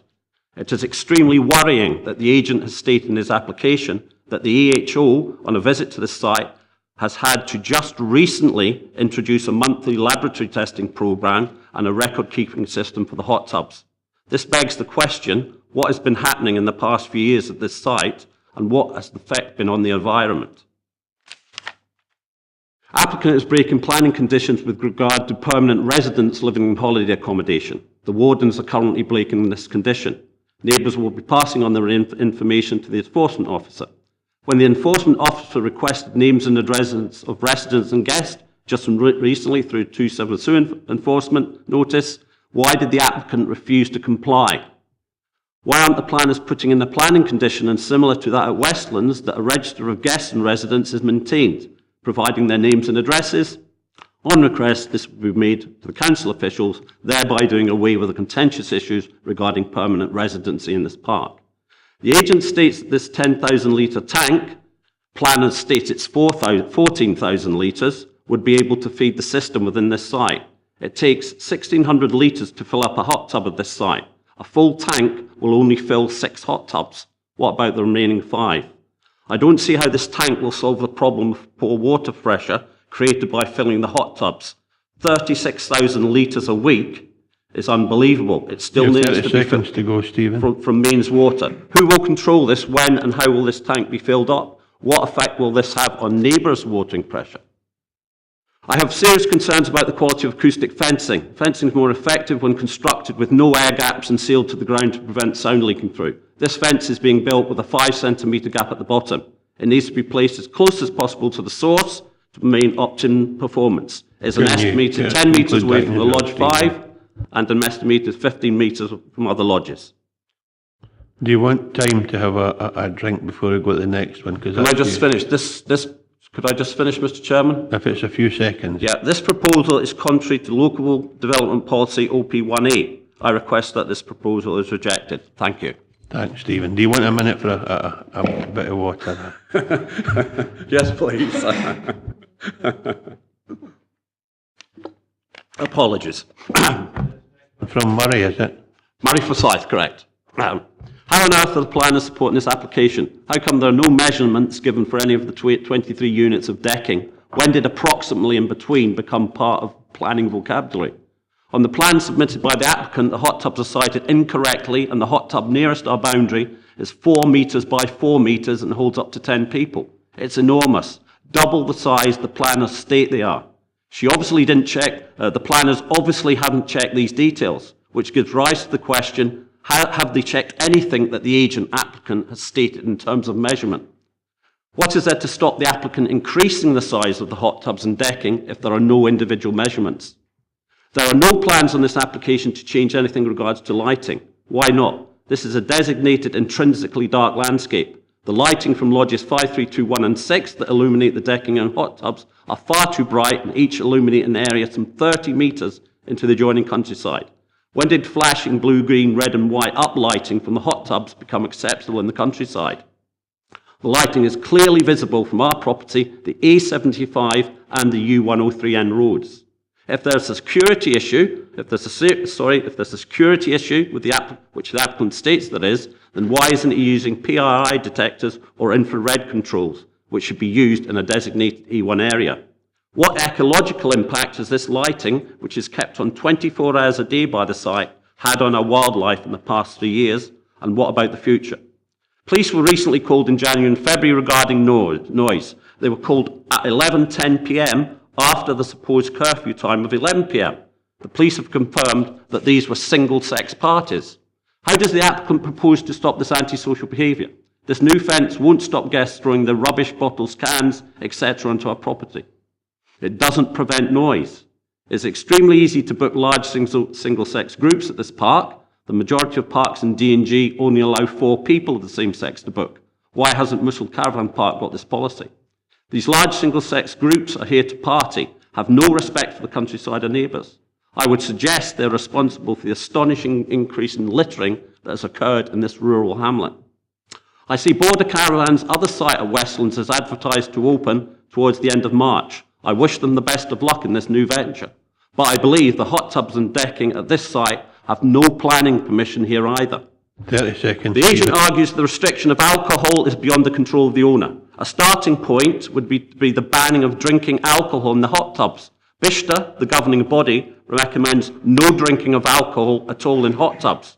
If they break this rule, the guests lose their deposit. What's difficult about that? Why hasn't the applicant made any gestures of goodwill to the neighbours? Why hasn't he started his hedge planting? Why hasn't he reduced the curfew time? Why hasn't he met with the neighbours? Why hasn't he reduced the single-sex group numbers? Why can't the guests start using the hot tubs from 9 o'clock in the morning instead of 7 o'clock? Can you draw that into conclusion, Stephen, please? Sorry, Chairman, yeah. This is far from a radical proposal. The wool hasn't been pulled over my eyes. This proposal is contrary to Local Development Policy OP1A. I request that this proposal is rejected. Thank you. Thanks, Stephen. We'll have another minute or two for you to get composed again. Sorry if I'm boring you, but I'm trying to get through these, sorry. No, you're absolutely fine. This is Moira's one now. Yeah, Moira Forsyth. I can't believe that given the evidence, including photographic, that the planners are supporting this application. I am extremely concerned that our visual amenity on the northwest boundary has not been addressed. From our elevated position, we can see everything that happens on the decking and in the hot tubs on lodges 5, 3, 2, 1 and 6, and so can the public using the 103N road. The photographs provided on e-planning show that the small number of trees do not hide anything and how open the boundary is. Nothing has been done to address the noise issue generated by guests using the decking and hot tubs in this area. The noise is funneled into the open field and carried to our property by the prevailing southwesterly winds. No wonder why WG didn't place any noise receptors in this vicinity. Why isn't an acoustic fence being considered for this area? As the proposed planting of trees and screening of the hot tubs is not a planning condition, it won't happen in this area. The neighbours continue to complete nuisance logs in the hope that AHO will see sense and make this noise a statutory nuisance. It is disappointing that the AHO refuses our request to implement noise measuring equipment on our boundaries. On November the 21st, 2017, as confirmed by the agent, he and the applicant met with the planning team days after the refusal of the previous application. We have been trying for 5 months to get a meeting with them, and they continually refuse, contrary to Scottish Government planning policy. Regarding Torrell's statement to the committee, why have points 4.4 to 4.11 just been copied and pasted from the agent's planning statement? Who is in charge of this application? The planners or the agent? Who has checked the applicant's measurements? The planning team certainly haven't. How can we be sure that they are accurate? When did approximately in between become part of planning vocabulary? The size of this development does warrant an EIA. It has increased by 90 metres squared since the previous application. The decking covers 700 metres squared. That is a massive area. The scale and the design of the decking doesn't respect the landscape in a designated regional area. The decking is 3/4 of the size of the lodges. It's multicoloured, different sizes, highly visible from the A75, U013N and our property. The YWG noise assessment report is based totally on prediction, and there is no point in the resulting noise management plan as it is not a planning condition. There are no recreational activities at this site, so how can the agent compare the excessive noise generated by single-sex parties to recreational activities that don't take place at this park? Why should we expect noise at this site? A well-run site would make noise a priority. If you have lived here I've lived here for 21 years, and it's only in the past 3 years with the installation of the hot tubs and the decking that I've had to get police involvement. Can you conclude that one, Stephen, please? Sorry, I will do, Chairman. All our plans and drawings provided by the applicant are factually, all the plans and drawings provided by the applicant are factually incorrect. We have given our land deeds and various documentation to the planning team. They have chosen to ignore these. This proposal is contrary to local development policy OP1A. I ask this committee to reject this application. Thank you. Thanks, Stephen. And your last one, as far as written representation is concerned, is from Rebecca Mitchell. I can't believe the planners are supporting this application, and I hope the committee are not taken in by the agent's factual inaccuracies and lack of evidence. The objectors haven't been fooled into believing this application is any different from the previous one. With the extra traffic through minibuses, taxis, cars, etc., the U013N has become unfit for purpose. Antisocial behaviour in the form of excessive littering has become a major issue in this rural hamlet. The committee will have seen this in the objectors' photographs. You can quite clearly hear antisocial behaviour in terms of loud music, swearing, shouting, singing and screaming coming from the hot tubs and decking when we walk along the U103N road. I feel sorry for the Forsyths and other neighbours who have to put up with this on a regular basis, particularly at weekends. I feel the northwest side of the park has been totally overlooked by the planners. Why are there no planning conditions on this side? Mr. Forsyth and his family can see all the hot tubs and decking from the elevated garden and the semi-naked people and will continue to do so. The lack of privacy must be very upsetting for the guests, who must be shocked when they realise they're being overlooked. I don't know if any of the committee have driven along the A75 near to this park at night, but you couldn't have been failed to be impressed with the Mouswald illuminations. The lighting from decking, external lighting from lodges that provide lighting for the hot tubs and decking of the hot tubs, the flashing red, blue and green, white uplighting makes an interesting display. This can be seen from at least a mile away on the A75. A habitat survey or EIA would tell us what is happening to our wildlife around this park and the effects the noise, light pollution, water seepage and the confirmed pollution of Queensberry Bay is having on our biodiversity and geodiversity, contrary to what the agent states. Tourism is vital for D&G, but in regard to encouraging tourism, the applicant may be encouraging more people in terms of bed nights, but it is the wrong calibre of tourists to the wrong location. I would question the evidence of wide spend in the tourism economy of people, particularly large single-sex groups and mixed groups, who sit on the decking or in the hot tubs drinking excessively. This does not incur wider spend in the visitor economy, such as visitor attractions. Where is the applicant's economic evidence that this park benefits the economy of D&G? Why should tourism take priority over an established rural residential community? 30 seconds to go, Stephen. I thought it was the duty of planners to protect the countryside and the environment from unsuited developments in a regional scenic area. As this proposal is contrary to local development policy OP1A, I request that this proposal is rejected. Thank you. Thanks very much, Stephen. Thank you. Stephen's presentation, when he does it, will be 3 minutes as well. Members will have an opportunity to question Stephen on the aspects that he has presented, but know the previous written statements. And again, Stephen, just whenever you're ready. Sorry, Sorry, Chairman, I'm not quite sure how to do this. I've not done a presentation here before. Just see when you want it moved on. Thank you. Okay. I just want to highlight in this slide the fact that this proposal is contrary to Local Development Policy OP1A and it's taking place in a designated regional scenic area. Thank you. This shows my title deeds with measurements and the possibility of the proposed new fence going up within my boundary. The green line is the proposed fence, the red line is my boundary. You can quite clearly see measurements. Could you go on to the next slide, please? This drawing corrects the one shown to the committee. You can see that my boundary is actually extended right up into the red line. This drawing shows nothing to confirm any measurements of Mouswald Caravan Park. It's interesting that the applicant hasn't been able to produce a copy of his land deeds. Is this why, in a letter available to view on e-planning, the agent asked Toro to withhold this application until he gets confirmation of the applicant's land deeds? Where are his land deeds? The council officials have mine, they haven't got his. Drawing 5, on please. Sorry, could we go on to the next one? Drawing 59005, this is inaccurate. Trees highlighted are currently within my land, now appear on the applicant's side of the new fence. Could we go on to the next one, please?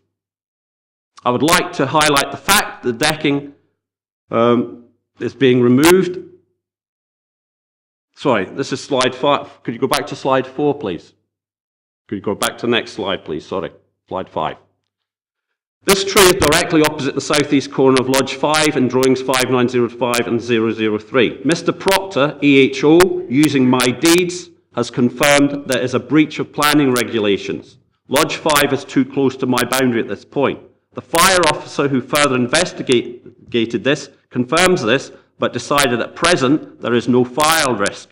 Once this new fence goes up, the applicant will have to comply with planning conditions by moving his lodge the required 3 metres away. Rather than move his lodge, he is trying to move the proposed fence onto my land. Documents sent to planning regarding these boundaries have been disregarded. Next slide, please.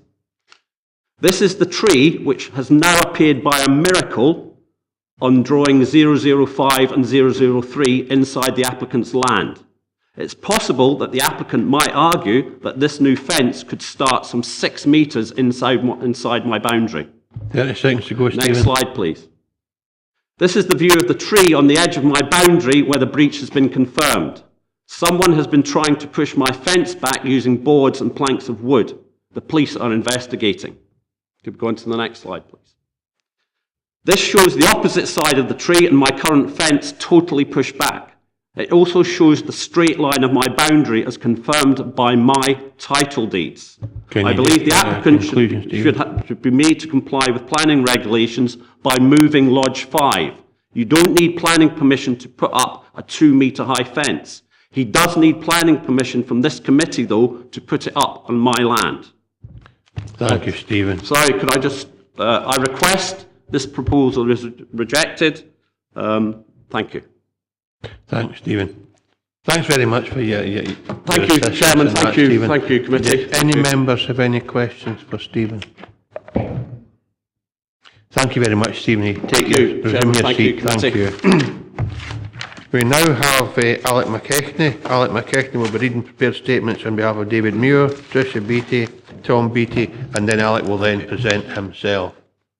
So, again, Alec, if you just indulge me, 3 minutes per statement and 3 minutes for yourself, and I'll give you a reminder with 30 seconds to go, just to draw every one of your 4 presentations to a conclusion. Yeah, thank you, Chair. Can I just request that I do my presentation at the end because it makes it easier for the committee members to ask any questions? Happy with that, Alec. I've already agreed to that. No bother. You do your 3 written presentations or statements first.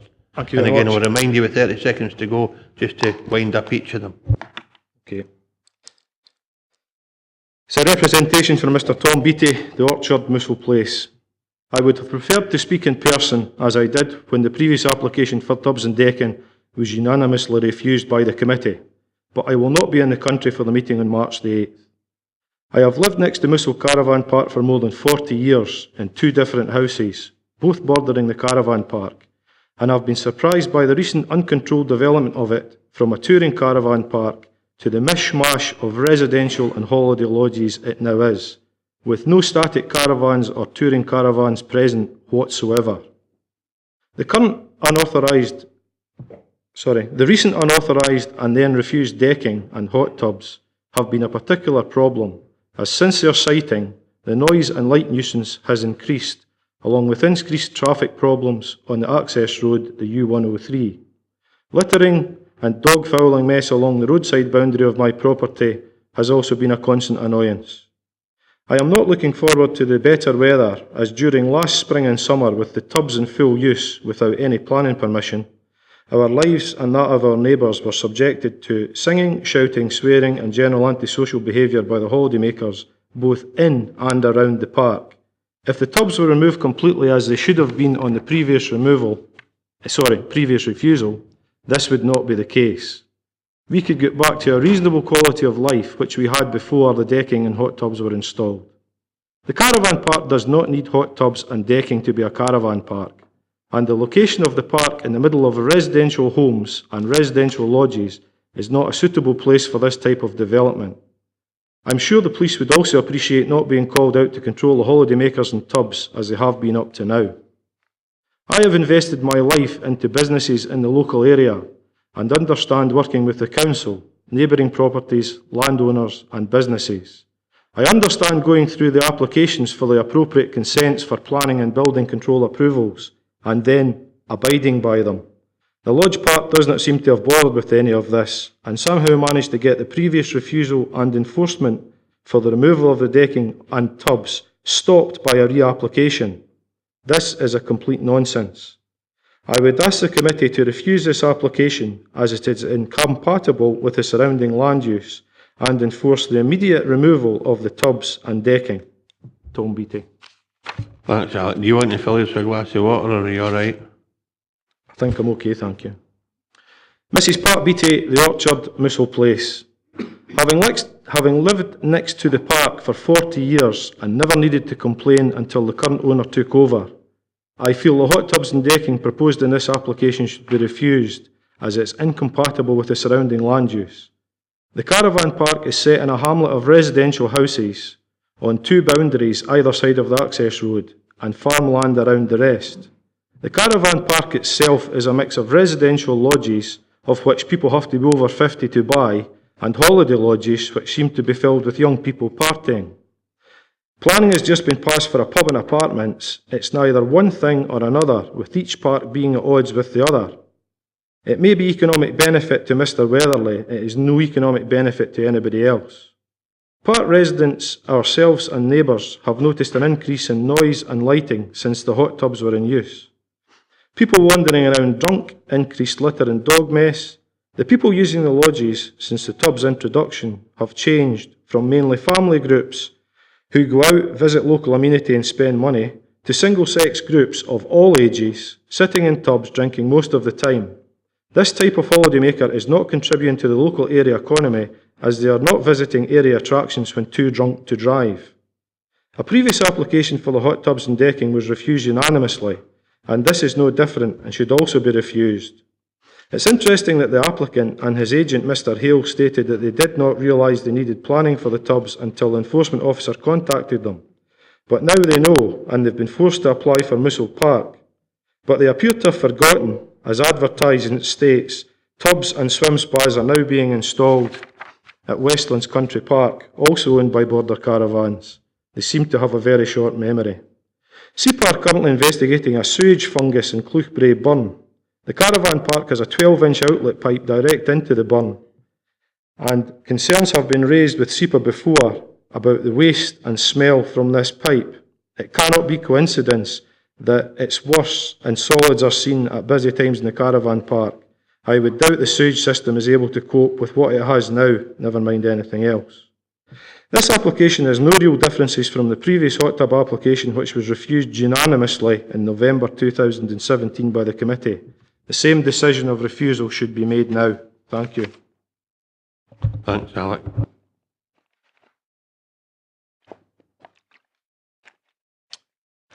Representation for Mr. David Muir, Clough Bungalow. Many issues I have now were also raised with the previous decking and hot tubs application, which was rightly unanimously refused by the Planning Committee. As a neighbouring landowner, I have witnessed on numerous occasions staff at the Lodge Park emptying hot tubs onto the ground, and as the tubs are close to the hedge bordering our fields, water pours onto our fields. This water can be seen steaming, not treated, not cooled down, straight into the ground. This is an unacceptable practice to flood and pollute neighbouring property with water which was chemically filled, to the danger of animals grazing in the fields. Also, since the introduction of the tubs and decking, some people staying in the lodges seem to think it's acceptable to throw empty beer bottles and cans into the field. This was never a problem along our boundary before the tubs and decking were installed. I and my father now frequently have to check the boundary for broken bottles, cans and bottle lids that can cause injury to my animals or allow us to cut any crops. This is not acceptable.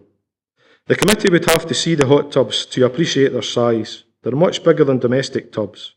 The siting of the tubs, even with the 3 removed from the north-east boundary, is still unacceptable.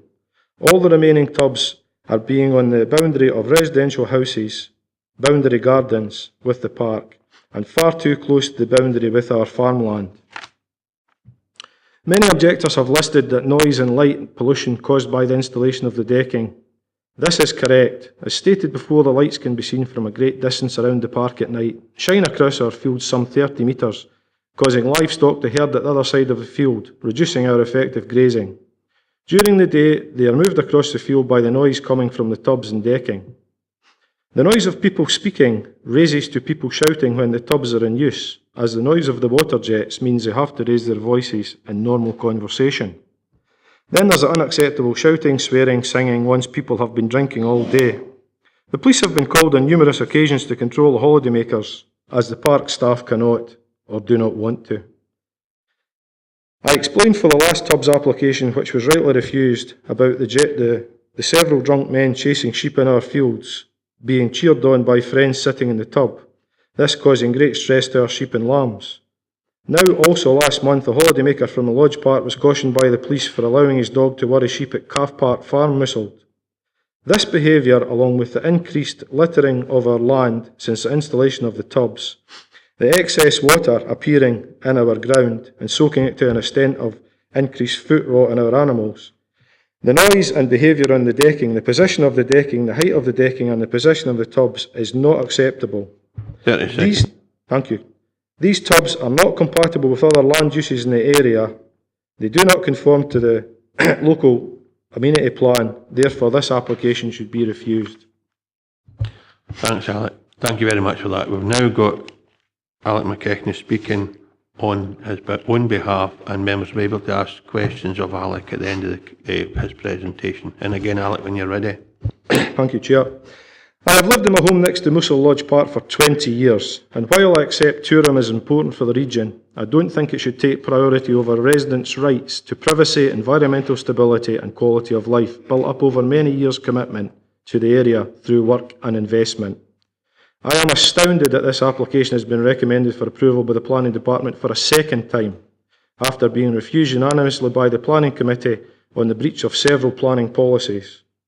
This application for hot tubs and decking has again been recommended without having any detailed drawings of the size of the decking or the size and capacity of the tubs and volume of water or number of people they take. Without definitive size or numbers, what's to stop the decking being increased in size or larger tubs being installed? How can a development already out of control be controlled with planning like this? How can the distance from lodge to lodge or to the boundary fences be verified for fire safety if the dimensions of the decking added to the lodges is not stated and measured accurately? The site drawing accepted by the planners is incorrect, and this has been pointed out to them on several occasions and on both applications. The proposed acoustic fence will not be able to be built as the drawing submitted shows. It's positioned on land which does not belong to the park. Even if constructed on land belonging to the park, the foundation footings, as per the drawing dimensions, would partly be in the land belonging to neighbouring properties. There has been no consultation or agreement with the neighbouring property owners to allow excavation of their properties.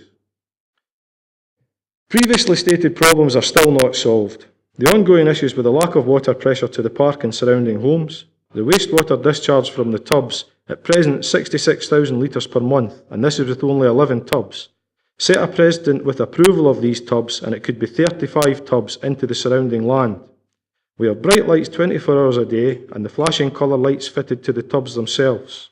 We have the sound systems fitted to the tubs, the lodges, and all these things will not be controlled by a small acoustic fence.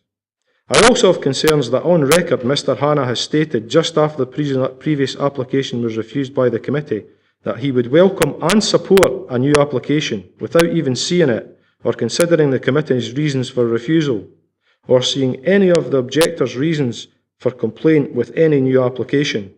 I'll be considering taking a complaint further after this meeting today. 30 seconds to go, Alex. The application does not differ from the previously refused application in November 2017, in that the development is still incompatible with the character and amenity of the area and conflicts with nearby land uses by virtue of noise disturbance, loss of privacy and light pollution. And for these reasons, I would ask that this is refused and immediate enforcement for removal started and followed to completion this time, without any new applications for tubs and deckings being accepted to buy the applicant time. Thank you.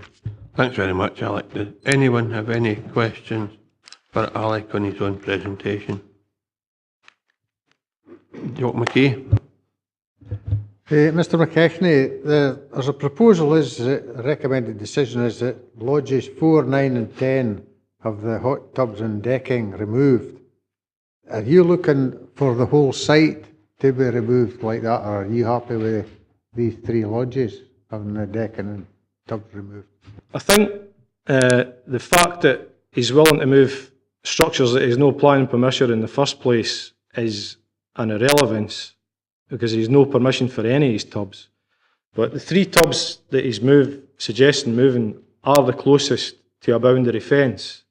My neighbour to the right, those 3 tubs are on my boundary fence, so I still have reservations for the rest of the site, because we can hear noise from all the tubs, because there is nothing in between our properties and the tubs to stop the noise coming in.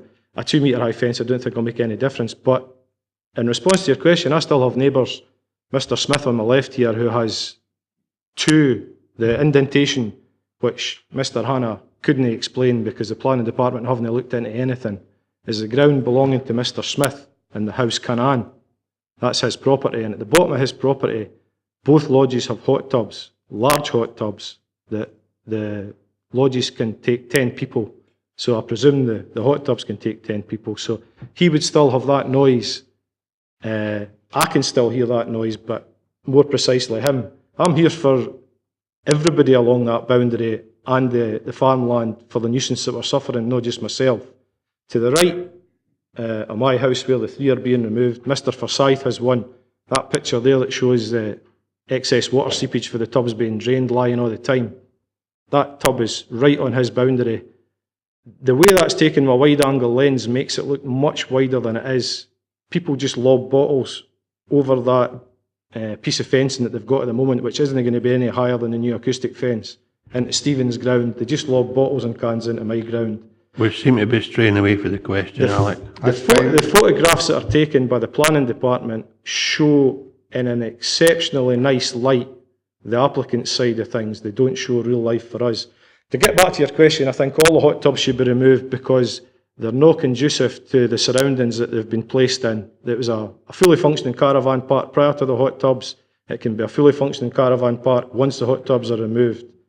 The area is a hamlet, it's a quiet residential area, and it's already been pointed out by yourselves, the committee, that there's a conflict of land use with several planning policies, including OP1A, which has been raised and previously refused unanimously by the committee.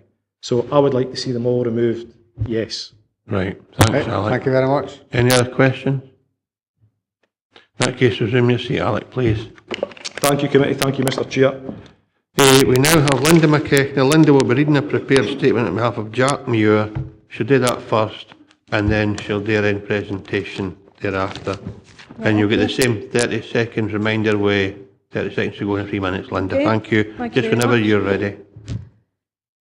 Okay, statement from Jack Muir from Cuckoo Bridge Farm. As the owner of Cuckoo Farm, I have a considerable amount of land surrounding the Lodge Park on 3 sides. On one of my field boundaries there are 5 hot tubs and raised decking, none of which have planning permission. Since these hot tubs have been installed, I have had numerous problems affecting my land and my livestock. There are cans, bottles and other rubbish thrown into my fields on a regular basis, which not only causes an eyesore and work for me to clear them up, it is a danger to my livestock. I now have to check the boundaries at least twice a day to make sure there is no broken glass, sharp cans or plastic waste, which can be a serious risk to my livestock. Visitors to the holiday lodges regularly walk their dogs through my fields, causing additional problems with dog mess, which can be a serious disease risk to sheep and cattle. They also seem to have no common sense when it comes to walking through fields which are occupied by animals. This is especially concerning at the moment during lambing season. The noise assessment is a joke. Across the fields, as you travel along the U103, people can frequently be heard shouting and singing. This can be very distressing for my livestock, as well as causing nuisance and noise for neighbouring residents. The lights from the lodges and the decking illuminate across the fields, and the bright luminous coloured flashing lights in the hot tubs can even be seen from the high road on the A75.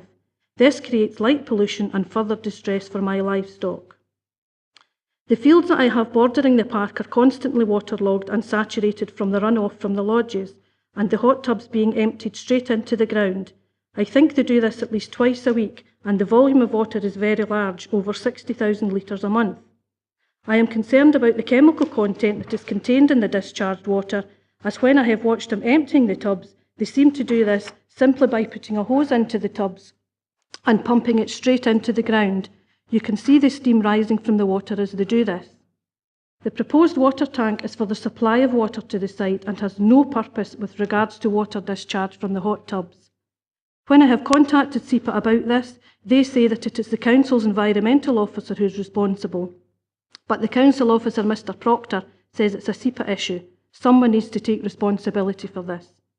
I had none of these concerns or issues prior to these hot tubs being installed. How many more is he going to be allowed to put in the future? The Planning Committee need to seriously consider the long-term impact that this development is having on the local environment and land use. 30 seconds to go, Linda. Okay, they should refuse this application and make him remove the tubs he has already installed without permission. Thanks very much, Linda. Thank you very much. You now have your own presentation, and if you just wait in case members have any questions for you, that would be Okay, great. thanks, Chair. Section 4.3 of Torrell Glendinning's report helpfully defines the determining considerations. So having read this, in my opinion, there is no doubt that the scale and design of this proposal will detract from the character and have an impact on the surrounding environment. And it will definitely adversely affect the amenity of neighbouring dwellings, as it has done for the last 2 years. So it should clearly be refused. Although this new application is described by the agent as a radical solution, I can't see how in any way this can be described as radical, as the grounds for previous refusal would still fundamentally apply. How can he apply for planning permission for a radical new layout for structures that he does not have planning permission for in the first place? If planning consent is granted for 11 hot tubs and decking for 23 caravans, this will only set a precedent for Mr Weatherly to apply for further hot tubs in the future, potentially for every caravan, and continue to expand this already overdeveloped park. This is an opportunity for the committee to put a halt to further developments. The agent is keen to point out that the decking is essential for disabled access. Why is it then that the lodges numbers 1, 3, 6, 10, 11 and 12 all have decking and hot tubs, but the decking is accessed by steps? That's not very disabled friendly. And of the 4 lodges that do have ramps, the decking extends way beyond the entrances for the caravans to a considerable length and breadth. In relation to privacy, the agent states that the residential properties on the boundary benefit from substantial gardens. What he fails to consider is that we are no longer able to have full benefit of our gardens due to the continual noise, nuisance and loss of privacy caused by the decking in the hot tubs. The planners and the committee have been well informed about these issues previously. And to say that we are unlikely to see the decking or hot tubs from our properties is laughable, considering that they are positioned right up against our garden fence. The planning report says that the size of the hot tubs is a standard size. This is a bit of a vague statement. The hot tubs vary in size, accommodating anything from 4 to 10 people, so there is no standard size. They could be anything from 2 metres by 2 metres up to 4 by 4. What's to stop the new hot tubs being the largest size and any existing ones being changed in the future to a larger size, therefore also requiring the decking to be extended? Mr. Hale says that it is now seen as mandatory by visitors to have hot tubs and decking at these types of venue. My understanding of mandatory is that it is compulsory or required by law. I have no knowledge. Okay, I have no knowledge of any law being passed to this effect. In relation to the emptying of the tubs, they state there have been no flooding issues on the site. No, that's because most of the runoff of the water discharge flows into the neighbouring fields and gardens. I regularly see the hot tubs being emptied straight into the ground while the water is still steaming hot. With regard to the noise and disturbance issues, he also says that he will no longer sell alcohol on site. So it will be interesting to see how he's going to operate the public bar that he has just been granted permission for. Can you draw your presentation to a conclusion, Will do, just finish now. The Planning Committee should refuse this application for the same reasons as before, which is that it is contrary to the Local Development Plan OP1A.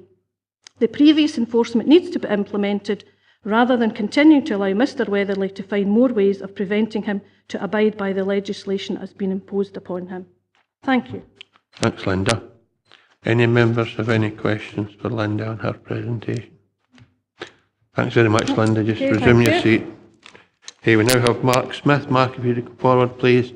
And it's the same arrangement. You'll have 3 minutes and I'll give you 30 seconds warning to draw your presentation to a conclusion. Thanks very much.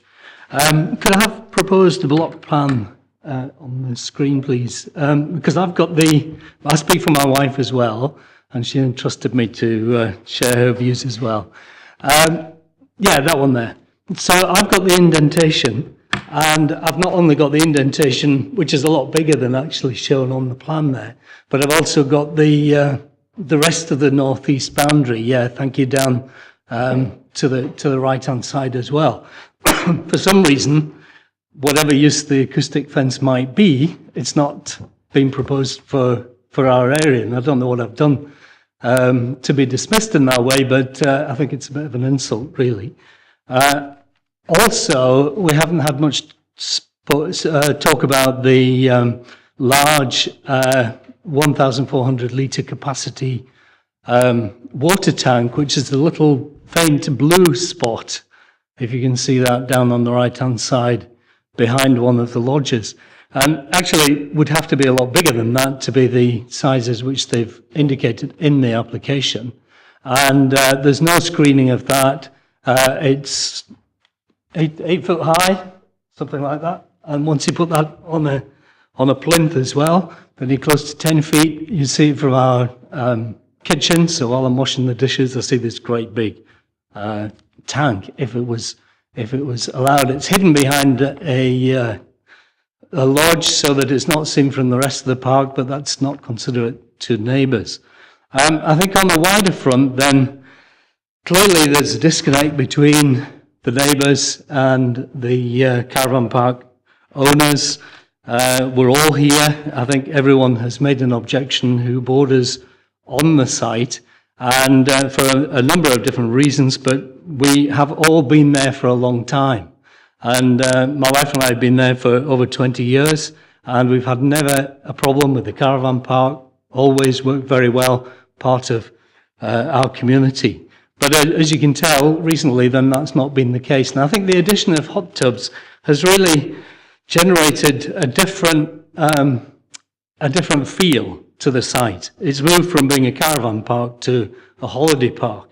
And, you know, we would say hi, but I would say no to this application, because it simply completely changes the nature of this this holiday destination.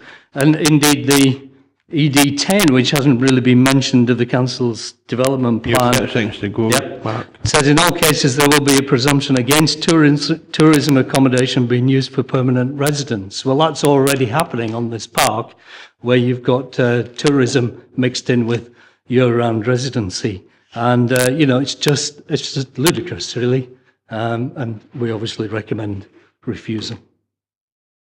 Thanks very much, Mark. Do any members have any questions for Mark? In that case, Mark, if you'd like to retake your seat, thank you very much for your presentation. That concludes the list of objectors. We now have Graham Hale, agent for the applicant. If you'd like to come forward, Graham, please. You'll be allowed the same 3 minutes, and I'll remind you with 30 seconds to go just to draw your presentation to a conclusion. And again, if you'd be kind enough to remain in case members have questions for you, that'd be appreciated.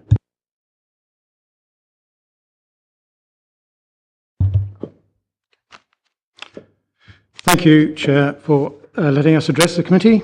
I have with me Peter Wet-Taylor from Border Caravans Limited, who owns Mouswald Lodge, as Mr Weatherly is away. Following refusal of permission, we've listened to the concerns of adjoining owners and significant revisions have been made. These include relocating the most contentious hot tubs from the northeast boundary to a new position as shown, so they will be 40 metres away from the northeast boundary. The decking for the lodges along the northeast boundary would also be pulled away by up to 5.3 metres to minimise effects on adjoining owners. We've seen that there's also additional soundproof fencing which will meet BS standards, as well as additional fencing screening around each of the hot tubs as well, plus additional tree planting to help protect amenities. Any potential noise would be further away from the nearest houses, as shown on the noise survey, and this noise survey included patron noise as well, and the survey was done in July last year, where we set up microphones on site. So it was those were actual recordings.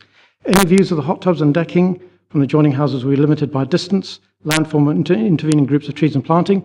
The indent area behind there is fully treed, so I don't understand why the owner of that of that property would actually see the hot tubs and the decking. The roads officers have raised no objection to the use of the access, and the applicant has also recently agreed to purchase extra land at the entrance to deal with any concerns of access onto the U103. The council, the EHO officer and SEPA have raised no objections and are satisfied with the methods of disposal of water from the hot tubs. We've provided that as evidence. Whilst the hot tubs do contain small lighting units within them, any lighting would be limited to relocation and installation of the screening around each hot tub, so they would be screened by the screening. In addition, there's also lighting on the chalets, which does not require permission. So maybe that's what objectors are getting confused about. The storage water tank would augment the water volume loss within the park. The hot tubs would not have any adverse effect on the local water supplies. Objectors have raised concerns about the accuracy of the site boundary. Whilst this is a non-planning matter, and I think I had asked for an actual plan to be shown, we can confirm that following a thorough review by the Registers of Scotland of all the deeds of adjoining properties, including the Sassine Register, the application site boundary is correct, and I provide the plan that we've submitted this week. You have 30 seconds to go, Graham. Pardon? Where is it? This is well-run holiday park, received a Ho Season Diamond Award for exceptional quality and outstanding customer service. The officer's report is very clear and is that the proposal acceptable in accordance with local plan policy, so we would welcome your support for this application. Thank you very much, Graham. Do any members have any questions for Graham or his colleague today? Ian? I suppose just in the back of the statement that's been made, I'm looking at a plan in front of me up on the screen there, and you look at the north east corner of that site, and that's where the contentious part is, obviously. But there's no, it doesn't mean, I think the point in fact has been mentioned around about land boundaries, ownership, so on and so forth. It's that doesn't actually demonstrate the issues that have been raised at all. I wonder if our agent here has got anything else that you could actually show us that would actually outline that more clearly. Remind me what you're asking, Ian. That doesn't demonstrate to me the fact that the points that he just made, what he said was that clearly demonstrates the land ownership. Yes, it does, but in relation to, I mean, to quite simple, I would have thought to superimpose the plans that are being proposed on top of that. That's a very old plan, the looks of it. It doesn't show anything at all in regards to the location of the caravans or the static caravans that are proposed, the tubs and so on and so forth. I don't see how that relates. It's open plan. You can see the bottom right hand side, duty place. It's quite obvious. It's explicit there, but the top hand side with the actual contentious part is where we're probably focusing our minds on today. it's not obvious at all in regards to the statements that have just been made. Remember that land ownership is not a planning matter. If it's found that plans are being submitted, then it becomes a civil matter and the legal process can prevent the development taking place. But that's not for us to decide. We have a planning application in front of us, and Pat has done as much work as he can to ensure, and he does say that the applicant assures us that all of the measures that he intends to implement are in his ownership. I suppose just come back very briefly, Chairman. Just the point I was trying to get to was that I can't see the fence line, how it's proposed in a line to that red line, which clearly shows the boundary. I mean, we've got some representatives saying actually it sits to the right or the north side of that boundary. We can't actually see that. It's no obvious. So, I mean, I made my point and I'm not bothered focusing. I'm probably more bothered. Go to the layout plan again, Pat, please. Sorry, Chair, which Can you get the layout plan of the caravans and where the new tubs are to be sited?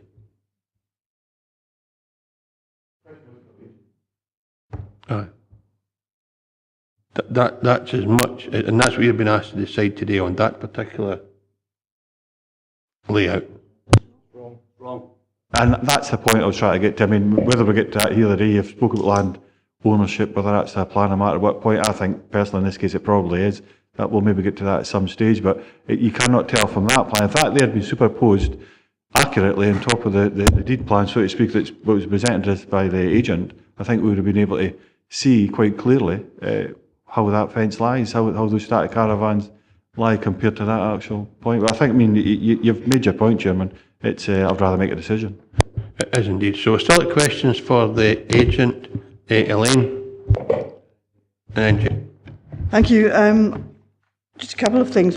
I wondered when we got that proposed block plan up there, and Mr. Smith drew our attention to the fact there's actually 4 caravans there with hot tubs, I think at least 3 or 4, and there's no screening at all proposed around those ones to protect the properties from there. So I wondered why the acoustic fence has only been proposed for the top end of the park and not for the other part. And my other question really is, now it's maybe not a planning issue, but you have made mention of a noise management plan to try and reduce noise disturbance, but part of that is no use of hot tubs at night between 11 p.m. and 7 a.m. And that seems to be very late to be allowing people to be using their hot tubs. I mean, people who are sitting in the hot tub until 11 at night are probably drinking and probably creating a bit of noise. So I just wondered why the restriction doesn't come into place until 11 at night. The answer to your first question is that as the area around the indent is where you can see woodland, and that's got trees in the back garden, and therefore that's the reason why we didn't suggest planting in that area. The second part of that is that the noise survey that we did confirmed that there wasn't any need for that fencing to be placed in that area, because the actual noise contour, as shown previously by the planning officer, demonstrates that it's not that one. No, it's the. That's estimated. There's no microphones in our gardens. No. It's completely estimated and projected. Predicted.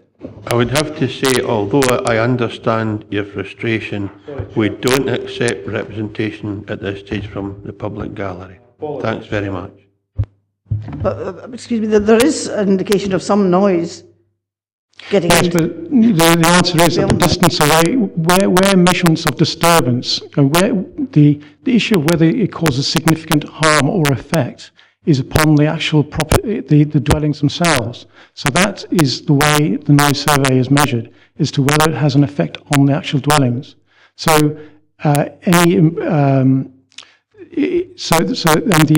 where the contour, you'll see that yellow colour, is at a very low level anyway. So the level of significance of harm is very low, and that's been carried out in accordance with BS standards. So according to our noise surveys, the level of harm is not significant. Elaine? Yeah, there was also the other point about the use of the hot tubs until 11 o'clock. Oh, sorry, the second question, yes, sorry about that. The other reason is, the reason for that is we felt it was reasonable to allow use up until 11 because it is a holiday site and it is a legitimate holiday tourist venue where people will sit out anyway. Irrespective of whether you've got decking or hot tubs, people will use the outside gardens for recreation use anyway. So whether you control the use of the hot tubs or the decking up and beyond a certain time, it would be unreasonable to control it to a degree because people will use the surrounding gardens. So we've tried to implement a management plan, or suggested a management plan, which would be reasonable for the users, the holiday makers. But if necessary, I'm assuming that can be tightened further. I'd have to take advice from my client, really. I mean, I would like to think that the climate in Dumfries and Galloway was so clement that we were all able to sit outside until 11 o'clock at night. But the whole point, I think, of the hot tubs is it enables people to sit outside in weather and temperatures where they normally wouldn't be sitting outside. I mean, I know that people go to places with hot tubs even in the winter and are able to sit outside when they wouldn't normally be doing so. So, I don't think it will add to the disturbance, I think, of people being out at night. There's also the opportunity when we get into session to discuss if we were to consider agreeing this proposal that we could place condition ourselves on the timing. But anyway, that's no for me and that's for later on in the process. Jane, questions for Agent? Yes, I wonder if you could possibly help me with respect to the analogy that was drawn about a pub garden. When somebody mentioned the height of the decking, I think it was my colleague in front of me who talked about people standing on decking and the effect then of people standing. People in a pub garden aren't normally standing on a soapbox or a quiv.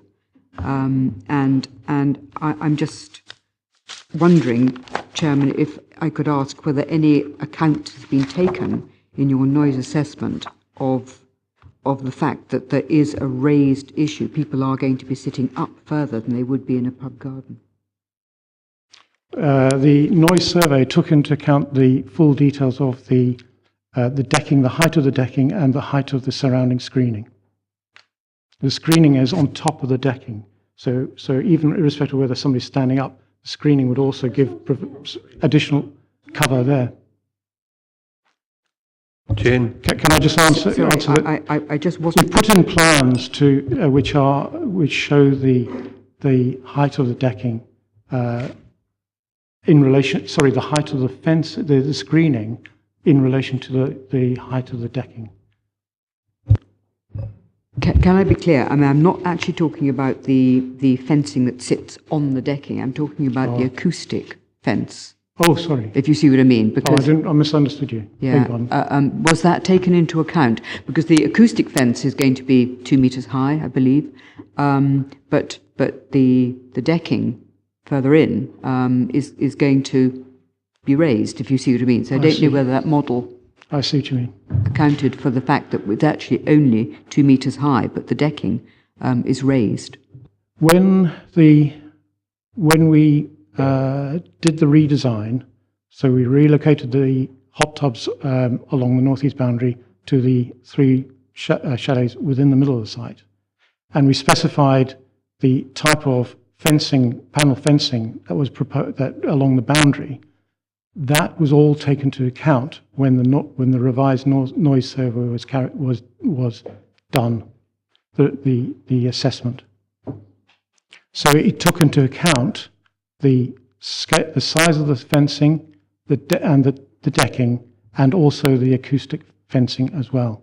And the acoustic fencing was so designed, the design of the acoustic fencing was taken into account as part of the revised noise assessment, which has resulted in that contour that you see up ahead. You can see you're struggling with it, Jane. Do you want to contemplate how you view this? No. I'll leave it there, thank you. Okay, I have Jeff Lever, John Young and Jim McComb. Yeah, my query is exactly the same as James. I mean, the fact that the decking is between 0.4 metres and 0.6 metres high effectively reduces the effective height of the acoustic fence to between 1.6 and 1.4 metre, which, depending obviously on the height of the individual, can either be head high in Jane's case or shoulder high in my own case. Yeah, don't be taking that little bit. Aye, right, John Young. Yes, thank you, Chair. I live next to a factory and we've had issues with noise from that factory, and they've been very cooperative in trying to reduce the noise. And one of the things they did look at was acoustic fence, and they ruled it out as being insufficient for that particular problem. I'm not saying this situation is similar, but when they carried out their acoustic surveys, they asked permission to come onto my property, and they put a noise receptor, like microphones that recorded noise levels over a 24-hour period. And they put 4 of these in the garden. Now, I have never seen a noise contour line like that. All these microphones did was give readings over a 24-hour period and compared that with what was acceptable. And on the basis of that, they tried to reduce the noise. And I, from my albeit limited knowledge, I'm not an expert on it, but I have experienced it. I've never seen a noise contour map like that. And I would say to produce something like that, you need to have numerous microphones within the adjoining property. So I'm sorry, I don't believe that gives an accurate representation. Mind you, we're at questions for the applicant or the agent. It's hardly a question, that, unless you have a question following on. I'd like to ask the agent if he believes that without getting the cooperation of the landowners and being able to position microphones and sound recordings in their land, is he 100% sure that is an accurate representation of the noise? The answer is yes, because the noise monitors were placed strategically so as to satisfactorily look at all the noise that would be emanating from the site. So you wouldn't have to have noise monitors within the gardens of the adjoining properties. And I'm comfortable and confident that the results are correct because it takes account of the noise attenuation screening. At the end of the day, you have to also take into account that each hot tub will have screening around it, and also the users of the hot tubs will be sitting down. They won't be standing up. Unless they get in and out. So, for the majority of the time. So, I am comfortable with the results of that noise survey, yes. Because the noise monitors were set up for a period of time. They measured, they were in strategic locations. Our noise specialists were totally comfortable with that result, and I have to go with their specialist knowledge. They are the noise specialists, and I don't question that. Thanks, John. And I would also add, sorry, Chair, to interrupt, that there's been no evidence, counter evidence by adjoining owners with an equivalent noise survey to counter that. All you can do is make your judgment based on what you've got here, which is factually correct. We've got that. Jim McComb and then John Campbell. Thank you, Chair. Mr. Hale, you referred to additional tree planting. Could you give us an indication where the additional planting will be? The additional tree planting will be within the boundary of the property, along the northeast boundary, together with additional planting between the lodges as well. Will there be any additional planting along the northwest boundary? No, you mean on the northern side? No. Because that's open fields. Thanks, Jim. John Campbell and Ian Carruthers. Remember, it's still questions to the applicant and agent. Thank you, Chair. I would just like to ask the agent about the water tank that holds 14,000 litres. Is that sufficient enough? I mean, one of the objectors said that the hot tub takes 1,600 litres. Now, is there 11 hot tubs. That's a fair amount of water. If every hot tub was being emptied and refilled, would this tank be sufficient? My understanding is yes, it would, because it would be topped up. It would be a trickle effect, so it would be topped up over a period of time, so it would have no effect on the adjoining properties at all. And in terms of the volume, my understanding is yes, it would. Thank you. I've got Ian Carruthers and Dougie. I'll just leave it to when I'm in session, Chair, I think. Thanks, Ian. Dougie. Thanks, Chair. The way the questions are going here, it seems to me to be about the credibility of the actual survey. What hasn't been made clear is the circumstances under which the survey was carried out. When was it carried out? Over what period of time? And what was the occupancy rate of the site at that particular time? Because I think that provides a better picture of the accuracy of the assessment. Are you talking about the noise assessment? Yes. Oh, I see. Thanks. Right. I think I put it in the planning statement. It was during July last year. Oh, sorry, I've just had a comment from my client who says the site was full. It was fully occupied. I'm fully booked again for July this year. July is always fully booked.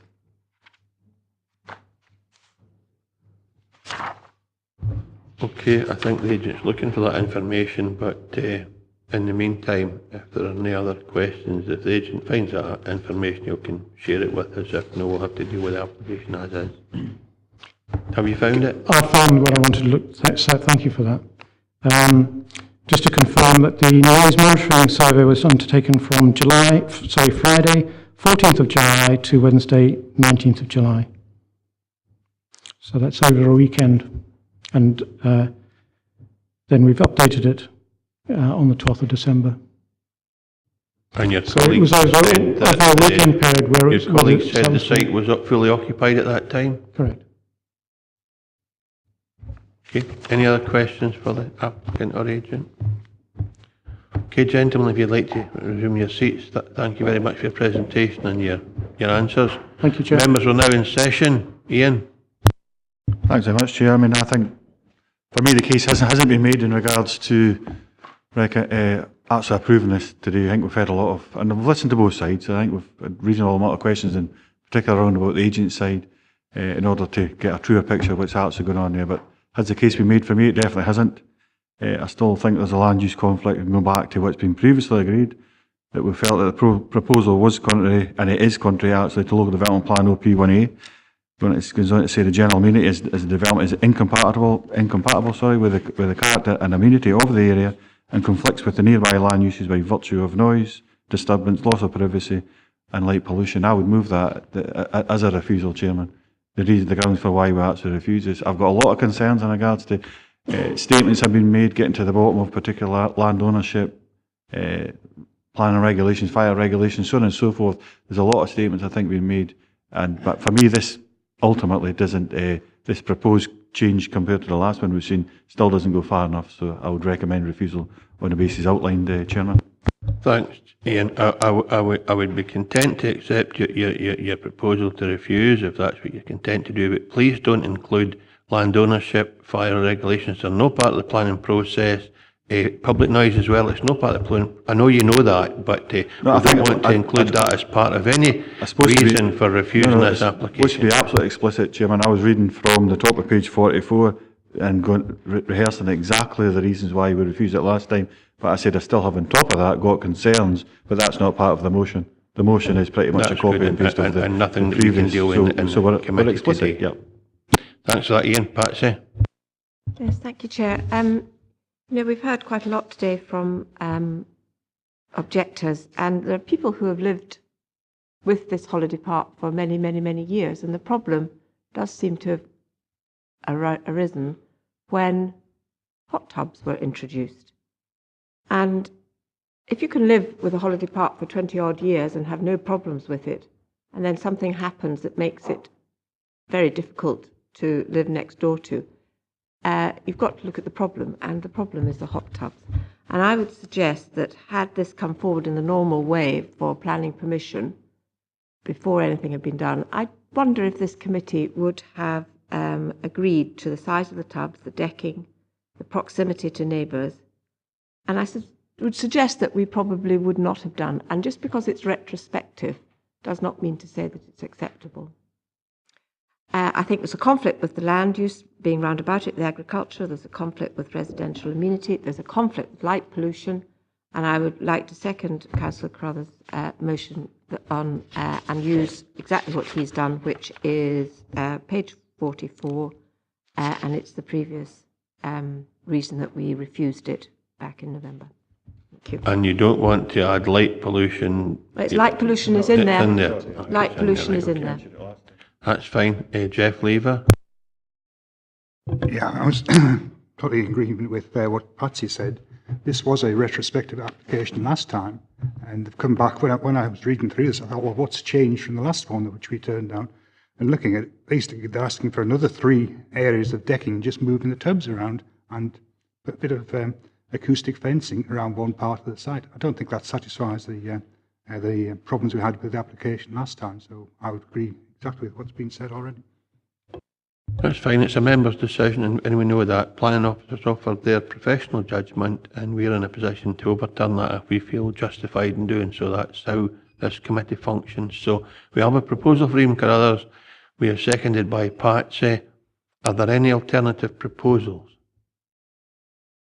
In that case, it's a unanimous decision of this committee to refuse the application based on the situation or the proposals outlined by Ian Carruthers. Can you just confirm, Nick, the decision of this committee, please?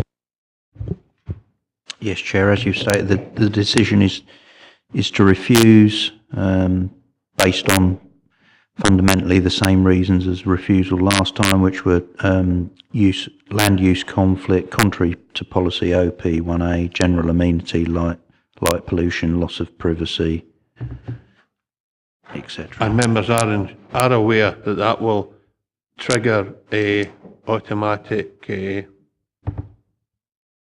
legal process to remove the installations that don't have planning permission. And that forms part, not your decision, but part of the process that will trigger that move. Okay. You want to add anything, David?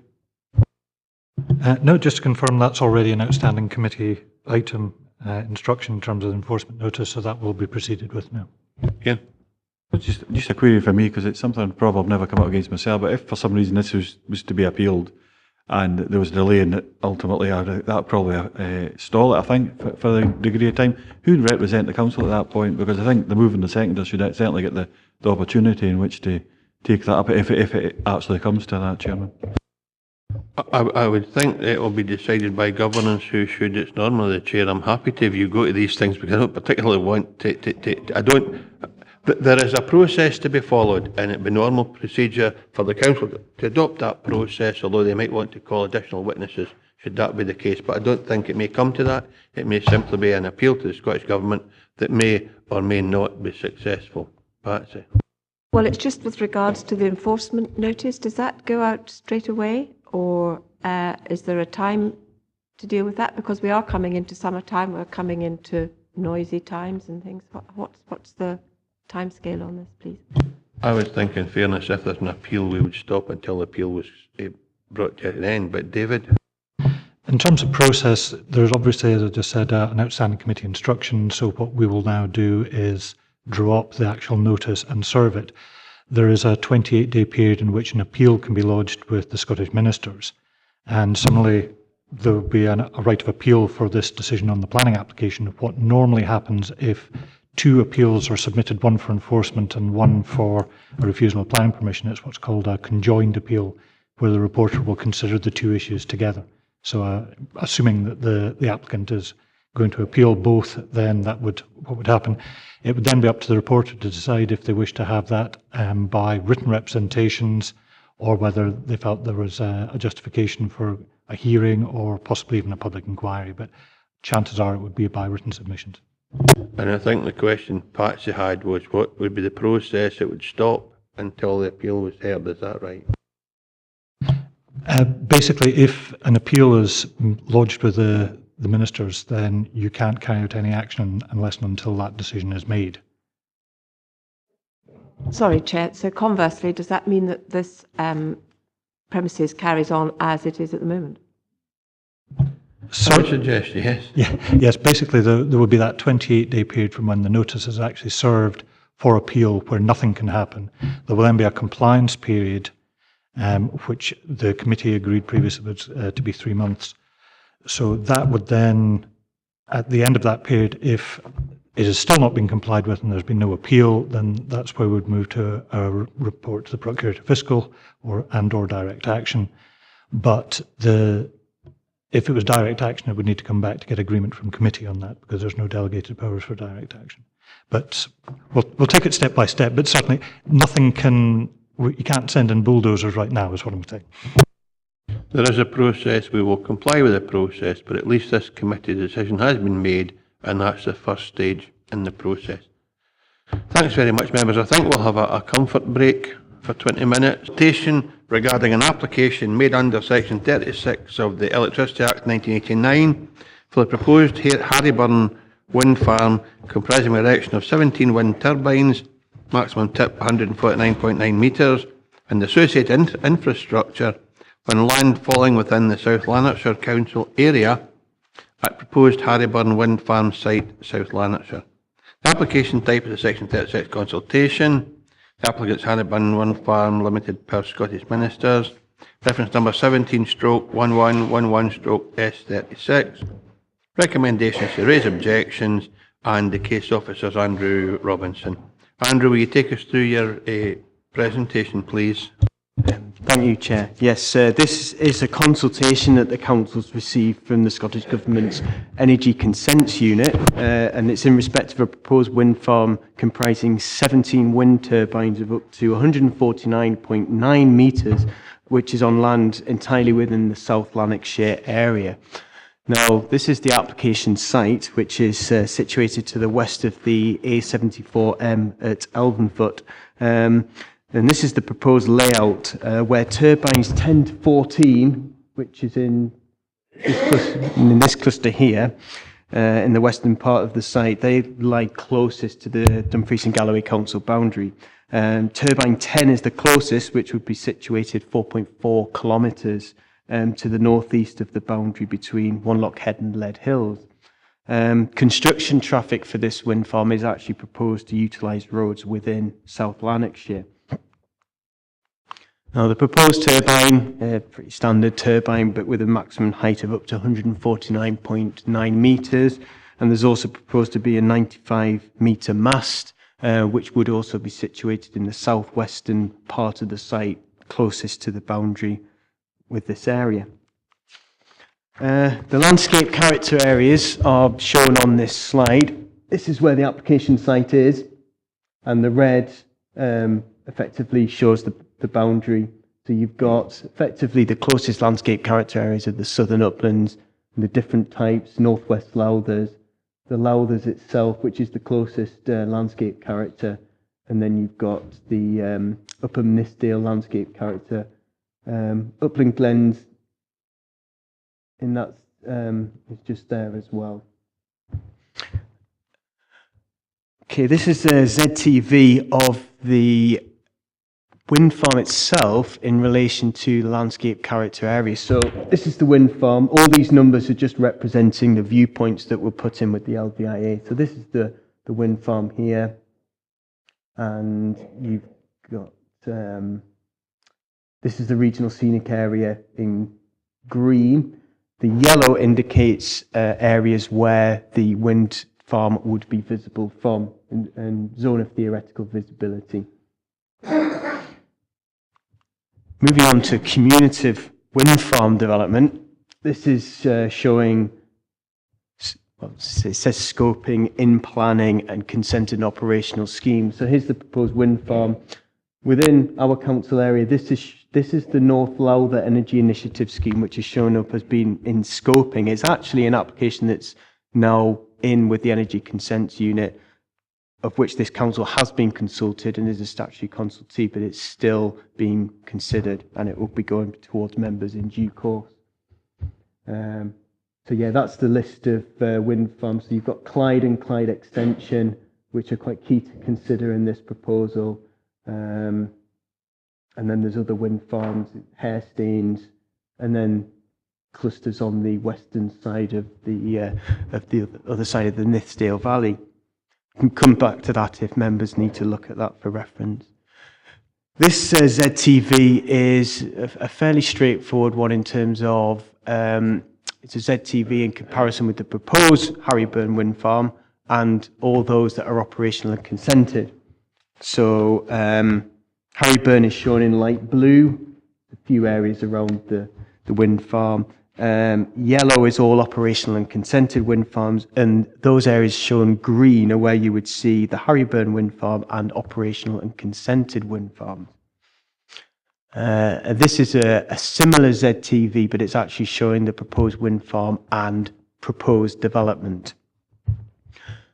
I'll just run through some cumulative ZTVs that have been shown between the scheme and other wind farms. What this slide shows is the ZTV between the proposed wind farm and Clyde and Clyde Extension, which is Group 1, and Group 2, which is Lion Hill and Crookstone wind farms. The groups is just what's been illustrated by in the submission, so I've tried to explain what that actually is.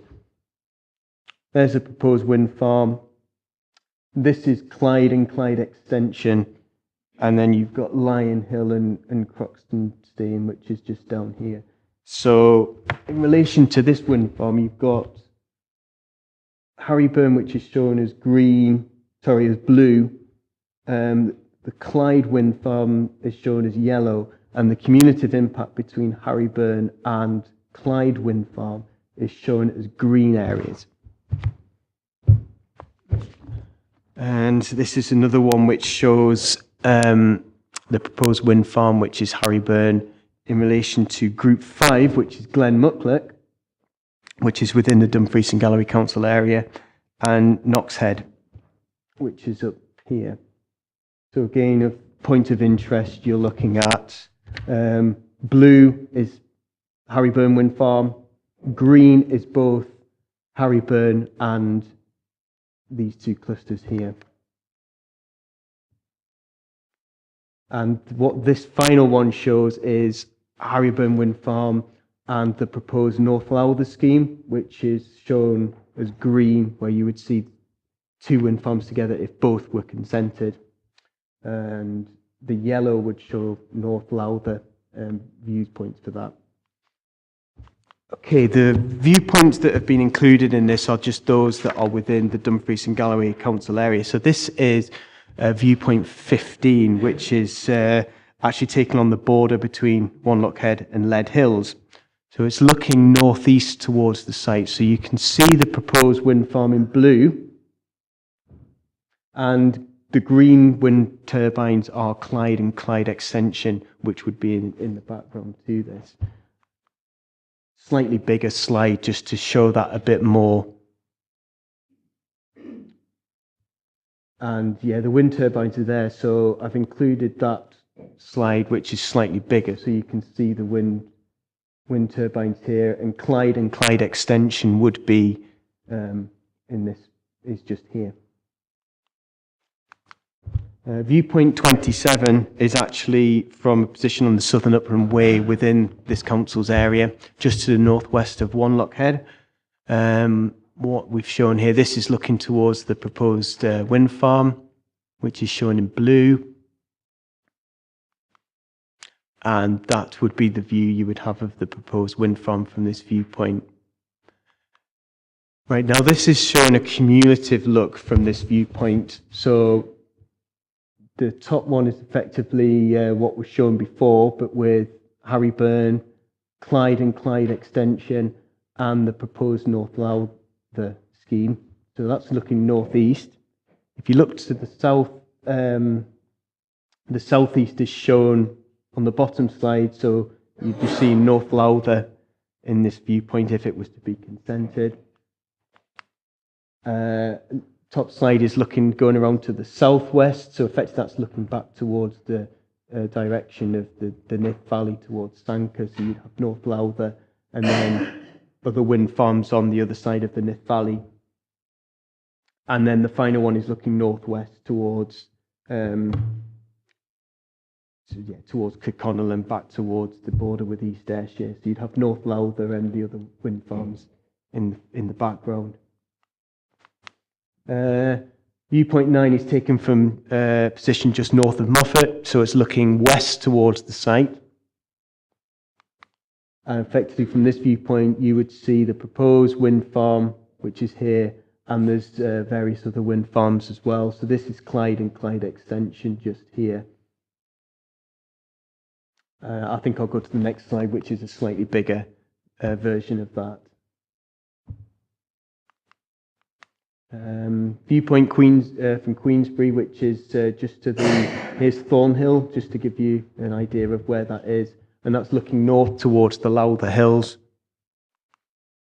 So that would be the wind farm here. You'd have Clyde Extension here, and the proposed North Lowther is just there. And going around the different viewpoints from here, so the top one is looking east. This is Hairstains just here. So the proposed development is back towards this way. This is Hairstains. And again, you've got this is looking to the south. So again, you'd have the remainder of Hairstains at this viewpoint.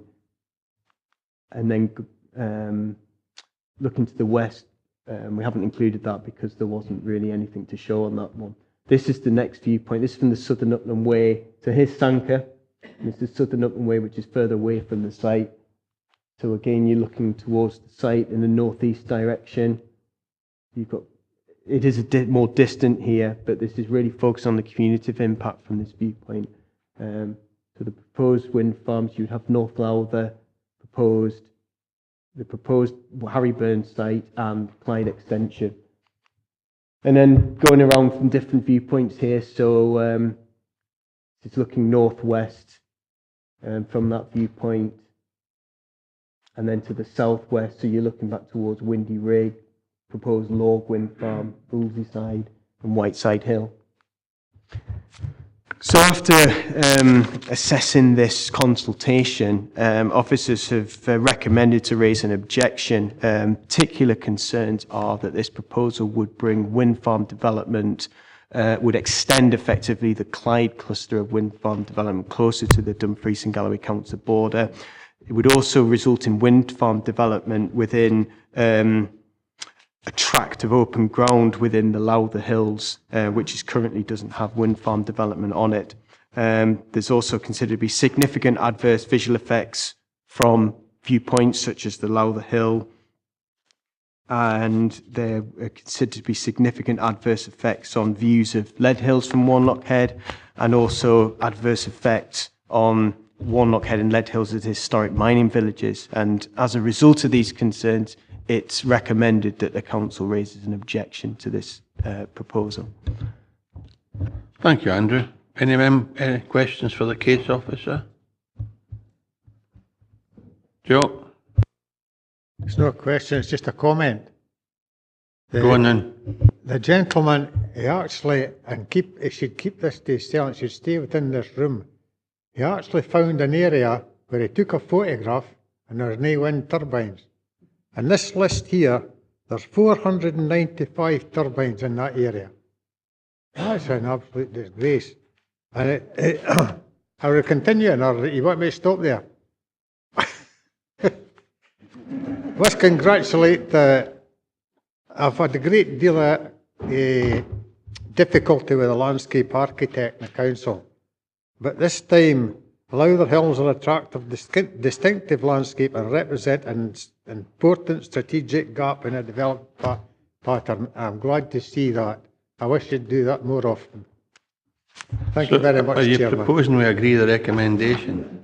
Absolutely. Are there any alternative proposals, David? Thank you, Chair. At the risk of incurring your ire, could I just crave your indulgence here as I come back to something I tried to raise a month ago, and Could I ask for guidance as to whether it would be appropriate for us ever to meet as a committee, maybe out with one of these days, to try to form some sort of a consensus approach to wind farms? I mean, the type of thing that we could discuss was whether they should be, in our view, congregated or spread out. And this would help us with the efficiency of these meetings that we have regularly, and also the respectability of our decision making, and maybe lead to us being perceived as more joined up in our thinking. And I think this is an exception to the normal planning situation, that we're actually a consultee, and I believe we're normally a consultee rather than the planning authority, if I'm right. And I just wonder whether I could have guidance as to whether it's even appropriate, and then if it was appropriate, probably we could ask the other members whether they think that would be a useful exercise or not. Maybe they feel they'd like to be fully independent each time and go through the whole rigmarole each time. Thank you. You raised it last month. I tell you, last month we have just set down the second LDP, which sets out council policy on wind farms. You had the opportunity privately to meet with ward officers. You had the full council twice. You had 2 seminars. And I'm glad to see Patsy was schooling at you and no me. Because, no, I'd say no, and certainly not today, and it's not for today, David. There's a process to raise all these things, and it's not here. You can write to the chief officer, you can write to the chief executive, but the process has been, we have all been engaged in that process. And the last thing I'll say on it is, every plan application has to be accepted, irrespective of what we might think about it, and then we determine it on the basis of the application and officers' professional guidance. So the answer is no. But anyway. Can I help? And David will help. The other David.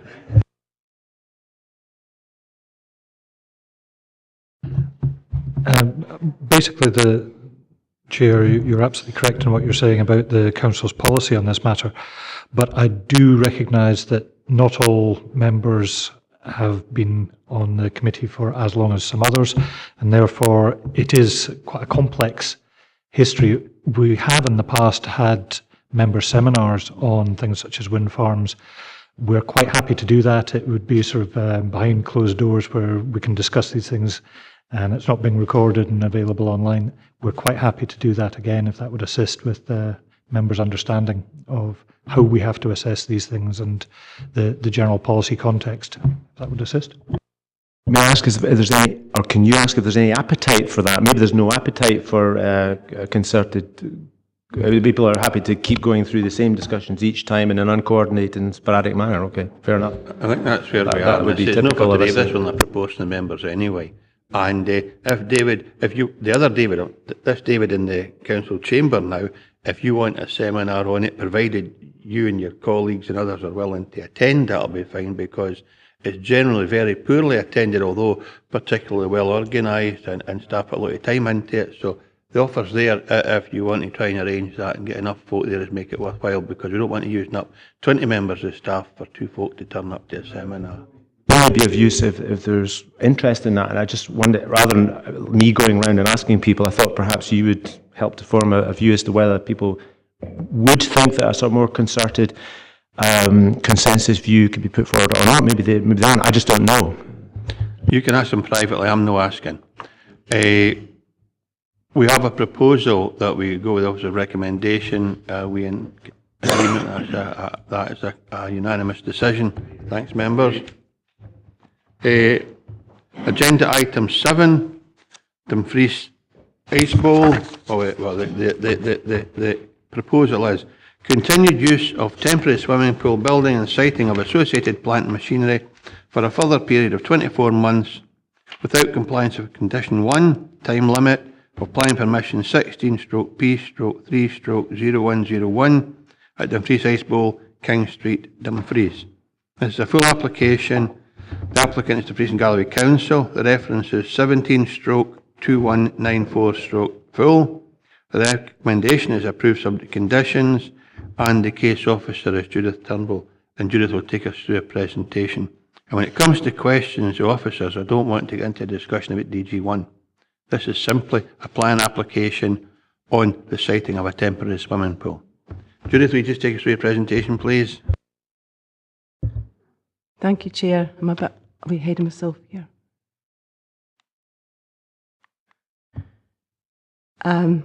Thanks, yes. Paragraphs 1.4 and 1.7 of the report detail the planning history of the proposal. But in summary, there was an initial application in 2014 for the temporary siting of the swimming pool building for 20 months, which was refused on road safety grounds. The new application was quickly submitted with an updated traffic plan, which was approved with conditions, and this was followed in 2016 by an application for siting for an additional 20 months, which was approved subject to conditions. So this is the first slide, which shows the application site, which is to the east of Palmerston Park and the Ice Bowl building. It takes up an area of land which was part of the Ice Bowl car park and provided 46 car parking spaces. The facility of the swimming pool at this location was required because of remedial works to DG1, and the completion of the works are programmed for October 2019, and a 3 to 4 month decommissioning and removal period is anticipated. Moving on to site and floor plan, this slide shows the general arrangement of the building. I'm not quite sure, how do we get the pointer on this, David? This one here. I haven't been at committee for a while. Yeah. The pool facility, the main building, houses the pool and the changing areas. The entrance foyer and the toilets are up in porta cabins here. Plant and machinery compound is down here, which is enclosed by acoustic fencing, and the entrance by a ramp here, and the main stairs in there, steps.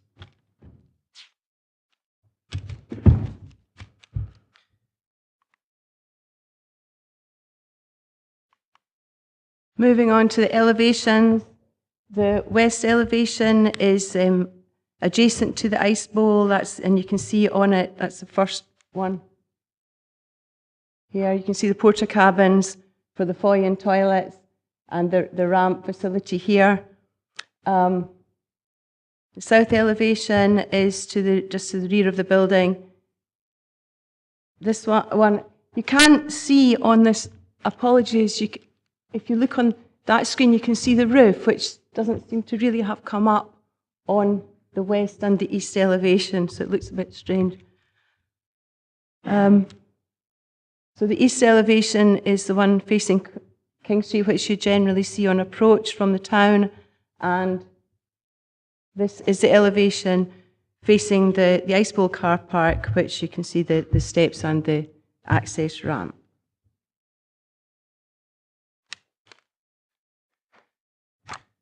This shows the existing car parking.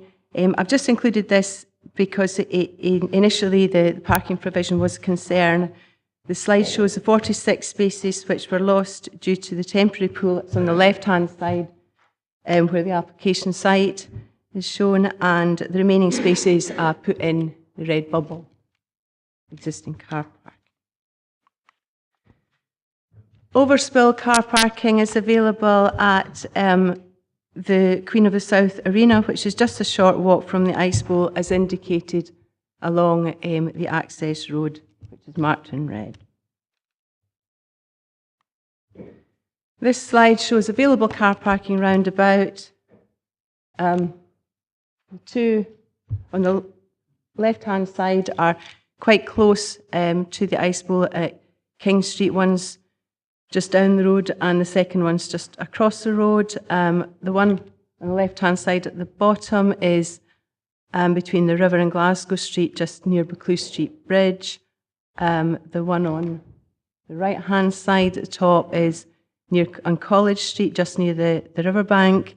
Then in the middle, on the right-hand side, there's parking at Greensands, and then at the bottom, it's in behind Galloway Street, just off David Street.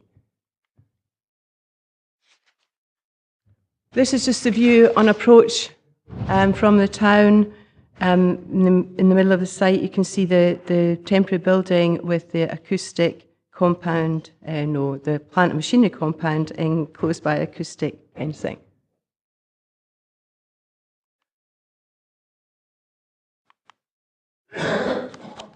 This is just round the corner, a view of the building from the rear, and the plant machinery compounds on the right-hand side.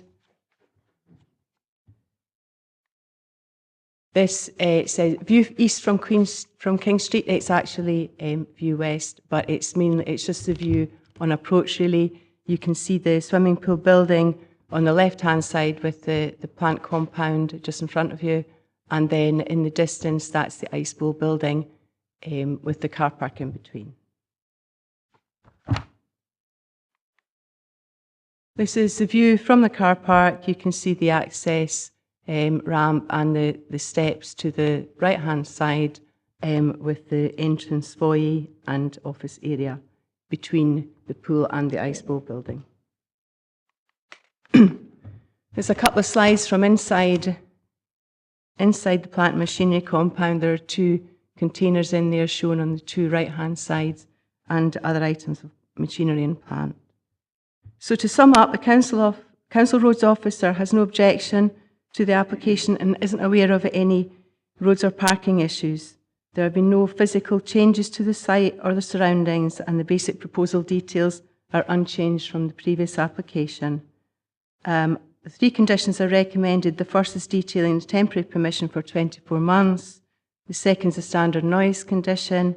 And the third is requiring ongoing implementation and monitoring of the mitigation measures in the traffic management plan. So subject to these conditions, the application is recommended for approval. Thanks, Judith. Members, Patsy. Thank you, Judith. The hints in the name, temporary. Is this facility still fit for purpose? You know, is the plant machinery good? Is the fabric of the building okay? Is, you know, the general state of the facilities, are they all right? Because, you know, it wasn't meant for 4 years, it was meant for 2. And we don't want to have a facility that's grotty. That's no, Judith, unfortunately, we should have had maybe the plant manager there, because that's clearly a management issue and it's leisure and sport. This is a planning application, and Chair, surely we couldn't approve an extension if it wasn't a fit for purpose. Well, we can. It just can't be implemented. We can do planning permissions and install or allow approval, and then the conditions determine. After that, we can put a condition on this saying it must be fit for purpose. To continue to be fit for purpose, we can do that. But this is a continuation of an existing planning application, and that's what we're determining today. We're not investigating the capacity, the capability, the current condition. That's for another department or departments to deal with. But I'll get David to help. If it assists, Chair, then really all we would be looking at is not the operational aspects of it, but is it aesthetically, is it being maintained in an acceptable condition? And I think from Judith's photos there, you can see that it has, and therefore we have no problem with it being retained on site for a further period. Obviously, we wouldn't want to see it extended much further, and we did ask for clarification. 2 years further is what we have been advised. I think that is all that would be necessary. Thanks, Patsy. Elaine? Just to confirm that the period of 24 months includes 4 months up to 4 months for decommissioning and removal, so it will be gone by April 2020 and presumably not used after December 19, though we're all fairly confident that it won't be required up until that time. Judith? Yes, that's my understanding. The DG1 is programmed to finish in October 2019, so adding another 4 months would take you to January, and we're now in March, so I think that would cover the time. Thanks, Judith. Dougie?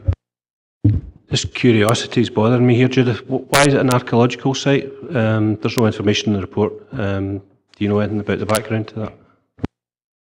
We can find that out if Judith doesn't have it to hand. In the previous reports, in the report for 2016, the archaeology was dealt with under that and sorted out. So that's something that I haven't had to deal with in this application because it was sorted out previously, the archaeology. In the DG layer, we don't get much information about archaeology anyway, I'm afraid. There is a way that I should do. I remember years ago being asked to approve an application in Glasgow Street, and it was described as a medieval townscape. And I said then my backside's a better medieval townscape than that, because I just can't get my head around a medieval townscape in Glasgow Street, but you know, there you are. So I'm just going to assume it's an archaeological site because it's the age of Queen of the South's football stadium that is a basis for that. You've got some booing for the back, do you? So, are we prepared to grant this application? Agreed. Unanimous decision of the committee. Thank you, Judith. We come to agenda item number 8. Application for listed building consent for alterations including replacement of existing pitched roof, installation of replacement windows with timber double glazed windows, installation of replacement external entrance door, repairs to facades, demolition of... It's a scandal demolition of snooker room. That's how I spent my youth. Ballroom and adjoining stair, repainting of external walls and internal alterations at the George Hotel, 49 George Street, Stranraer. The application type is listed building consent. The applicant is Dumfries and Galloway Council. The reference 17/2047/LBC. The recommendation is approved subject to conditions. And the case officer is Billy Murray. Billy, will you take us through your presentation, please? Yes, thank you, Chair. As you say, this is an application for conservation and repair work to the former George Hotel in Stranraer. Key elements of the works are complete replacement of the roof, replacement or refurbishment of all of the windows, demolition of a later horrendous flat-roofed extension which includes a snooker room. I noticed the chair wasn't too worried about the loss of a ballroom, but we'll say no more about that. Internal alterations would include the removal of previous inappropriate stud partitions which reconfigured the internal of the hotel. Effectively, the works would return the configuration internally to that as it was originally, more or less. Dry rot works, which would involve removal and replacement of some plaster, replacement floors, that kind of thing. So I'll take you quickly through the slides. This is the block plan. It's a very substantial hotel building. The dark coloured blue area is the internal courtyard, and the two purple shaded areas are the accesses from Church Street on the left and from the South Strand Street car park in the south. Apologies. This is the front elevation, George Street, the main elevation onto George Street and the side elevation onto Church Street. This is looking up Church Street. And this is the Church Street elevation as a whole, taken from the south. These are just some of the original features on Church Street.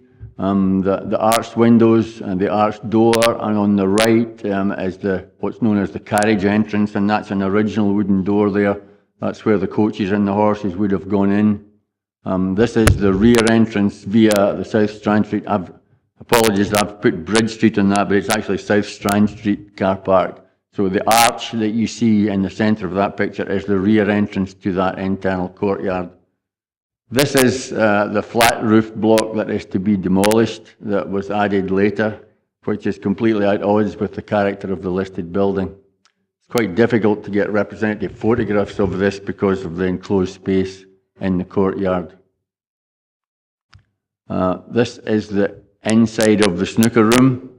You can see it is in very, very poor condition. I have quite a number of slides of the interior, really just to give you an idea of the condition. I won't spend too much time on them. This is the ballroom, which is on the upper floor of the block to be demolished. This is the central courtyard at ground floor level. Points to note in that are the wire mesh roof, which I presume was put in to try and keep birds out at some stage, but all it's doing is collecting vegetation and causing more dampness and deterioration. On the left in that view, looking down the internal courtyard, you can just about see purple shaded blockwork there. That's pierced concrete blockwork that has been inserted into openings that would have been the openings into the original stables. All of that is to be removed. So on the right in that view, that is the block that's to be demolished, so that would be lost opening up the courtyard on that side, and on the opposite side, the openings would be reinstated where the blockwork was removed into what were the former stables. This is looking up from that same point, showing the wire mesh roof and trying to show you the flat roof block that is to be demolished. These are just a few views inside the courtyard. That's looking towards the carriage door from Church Street. That's a closer view of the inside of the carriage door from Church Street. And this is looking in the other direction from the Church Street entrance. These are a few views inside again, just to give you an impression of the very poor condition internally. That's an upper floor passage, an upper floor room that's lost its ceiling, and many of the rooms up there are just soaking with damp. The floors are rotting, ceilings are coming down, plasterwork's being lost, roof timbers and sarking are soaking wet and rotting. This is a view of the interior showing one of the additions, the stud partitions that have been added to try and insert ensuite bathrooms and the like over the years of use as a hotel. These are all to be removed, and as much as possible the configuration of the former hotel will be reinstated. These are just a few views of some of the important interior features that do remain. This is a staircase which is quite special and is mentioned in the listing, and of course is to be retained. Another view of the staircase. Sorry. That's a view of an original door, the arched top door from Church Street. The next two or three are just to try and demonstrate the decorative plasterwork that is there. Members will note that the report pays attention to this in respect of the fact that these will have to be removed in many cases to allow the dry rot and other repair works to be carried out. A photographic record is to be taken of these so that they can be reinstated as they are at the moment. We felt that needed to be beefed up slightly, so there's a relevant condition on there's a recommended condition that requires a more comprehensive report on that. That's a decorative ceiling, an arch, and again decorative plasterwork, which possibly an original fireplace. The following are the plans submitted with the application. There are a large number of plans in this case, so unless members wish to dwell on a particular plan, I won't spend a lot of time on these. That's just the Church Street elevation, George Street elevation, existing elevations, which you've seen in photographs, proposed elevations. Effectively, the outside of the building will look exactly the same as it is now. Only better, as David says, yes.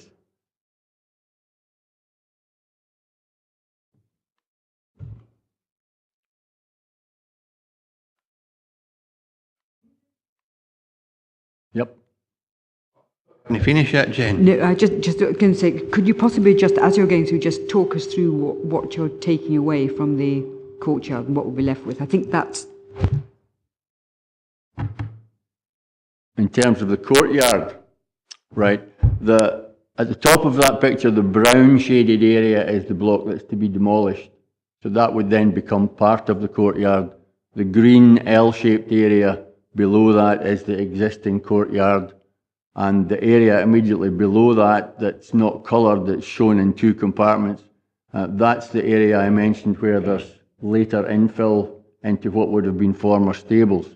So that will remain, but the openings will be reinstated.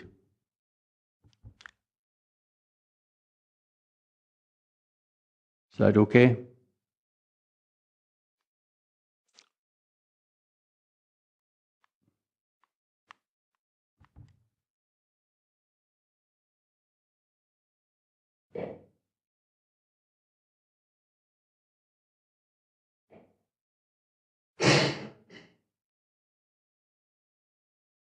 These are details of the windows and doors. As mentioned in the report, to all intents and purposes, the schedule of works and the detail of works is satisfactory and raises no issues. There are a number of points that I've highlighted in the report where we felt further input was required. For example, the windows, and so there's a condition on that a detailed survey will be carried out of the windows, because the preferred option is always to renovate windows rather than just a blanket replacement. The agent have accepted that fact and have agreed that a window-by-window report would be required in any event. A beefed-up condition requiring better recording of the plasterwork, a basic building recording recommended by the council archaeologist. As originally proposed, they were intending to take away one of the roof pitches on the north-south wing on Church Street. We felt that was going to detract quite significantly from the character of the listed building, so they've agreed with that, and amended plans have been submitted that show the roof reinstated exactly as it is at the moment. So the recommendation is to approve subject to conditions. Thanks very much, Billy. Good news story for Stranraer. I could do with him coming to my place, but I'm feared to say where my place is. Joe McKay. I take it this building's under ownership of the council. What's the long-term intentions for it? Have you any idea? Billy? I don't think it's a planning matter, but it might help.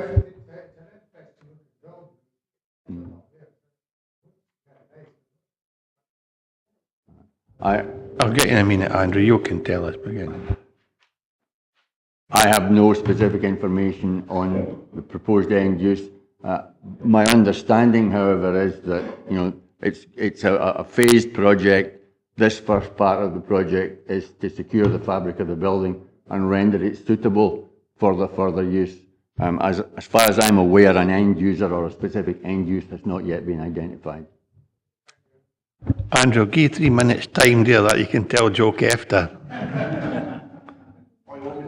If there is an issue, you can help. I'll not change the planning. Go on. Be my guest. No, but Billy actually went over most of it, but it's been bought by the council, using Scottish Government money where we're tied to it for 15 years. Currently we don't have a user for it, but one of the things that one of my concerns for it is that we're going into it, redeveloping it without an end user who might want to mix up a little bit within the parameters of a listed building, and that's just which is one of my issues, considering we're just about to spend about 1.4 million on it, which is a hefty sum of money. I bet you wish you hadn't asked that, but anyway, that's fine. Thanks, Andrew. So we're here to discuss a planning application, and I would hope that we would be able to give us support. It will change the complexion of the area as well as the individual building. Are there any questions for case officer? Or we just go to recommendations, or go to session anyway? We're in session. We agree with the recommendations. Okay, unanimous decision. We agree with the recommendations. Thanks, members.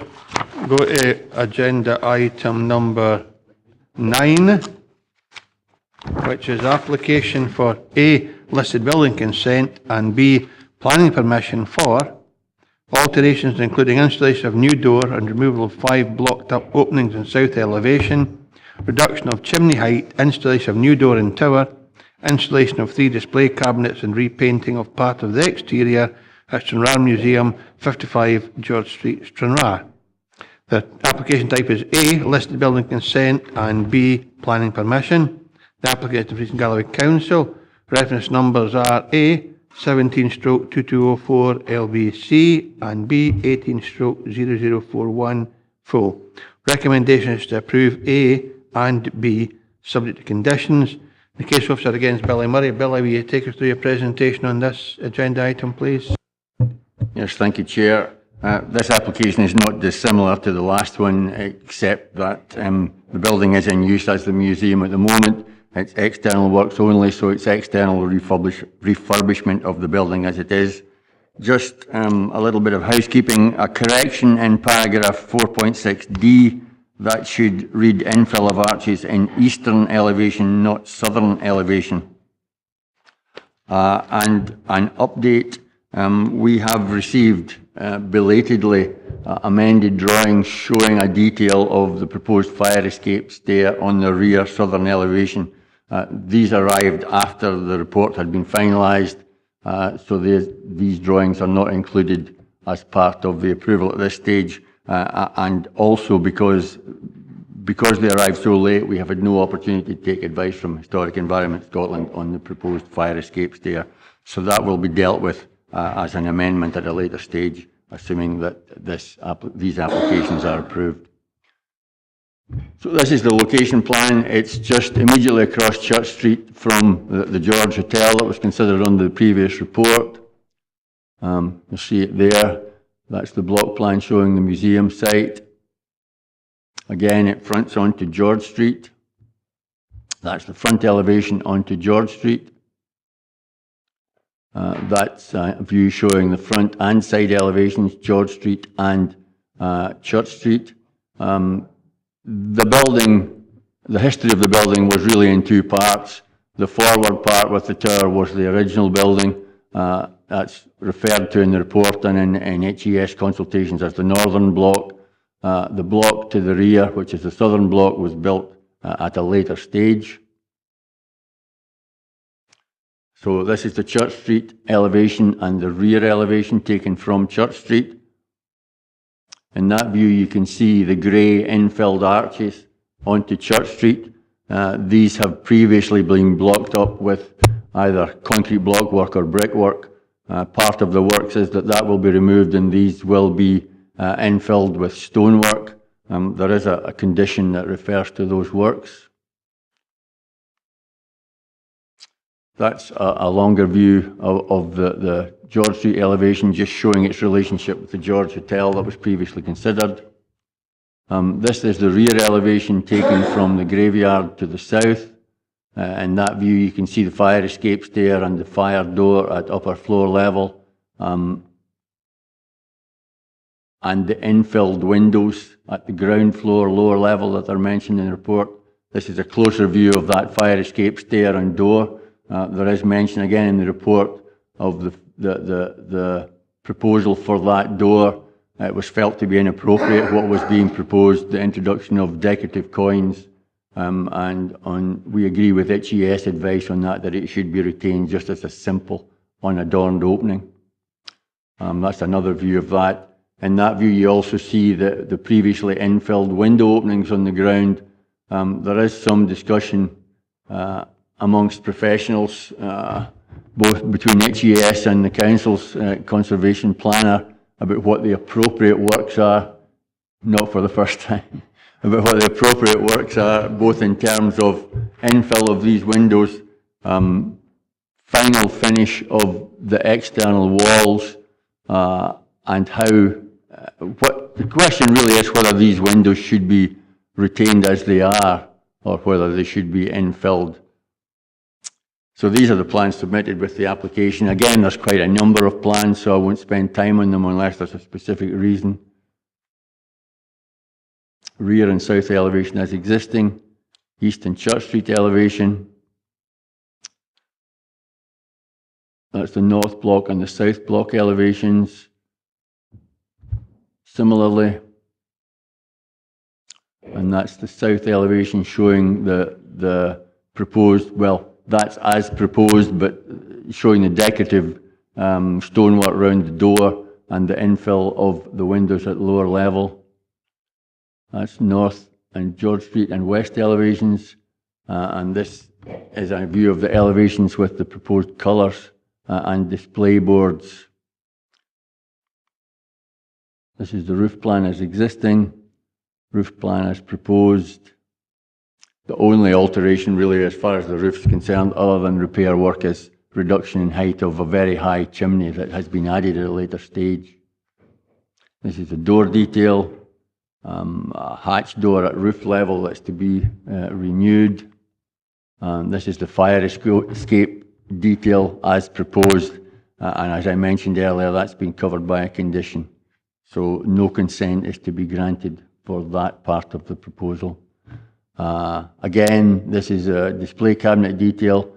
We have recommended a condition requiring further details of these display boards that are to be erected in the arches on the Church Street elevation.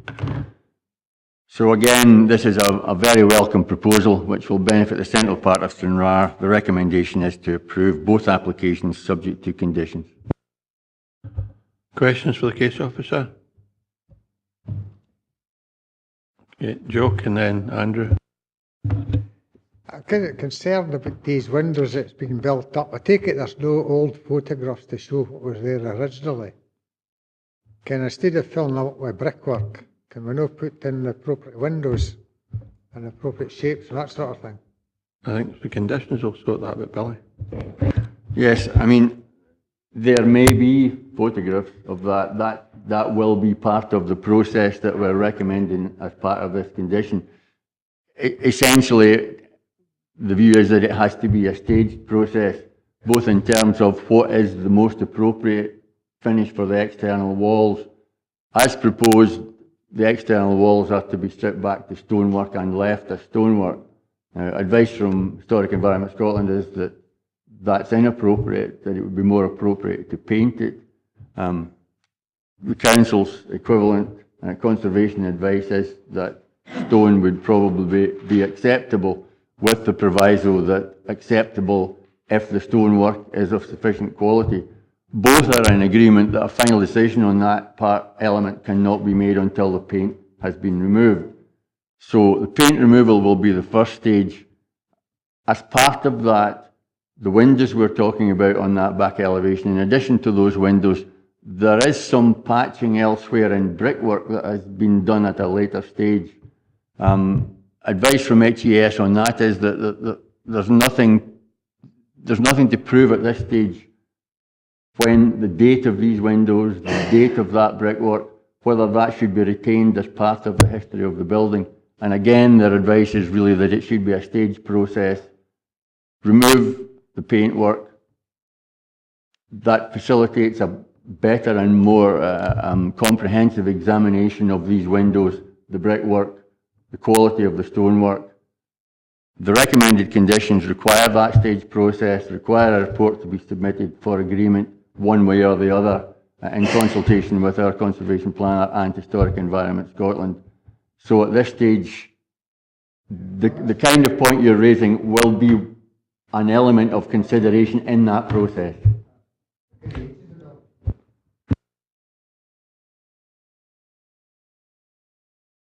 The Southern Block in 1854.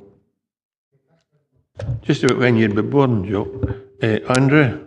Thanks, Chair. Can we go back to the pictures, well, the picture of the arches that are to be infilled with brick, well, not brick, sorry, stone? Yep, the ones on Church Street where you're going to have the free display cabinets. Because when I was discussing with the officer that's actually dealing with this case through EEI, I was under the impression that they were going to actually be replaced with glass and, well, like big windows so that you can actually see into the exhibitions and such. That's not what came to you? That's not what's proposed, no. As proposed, you'll see in the third arch along from this end, there are doors.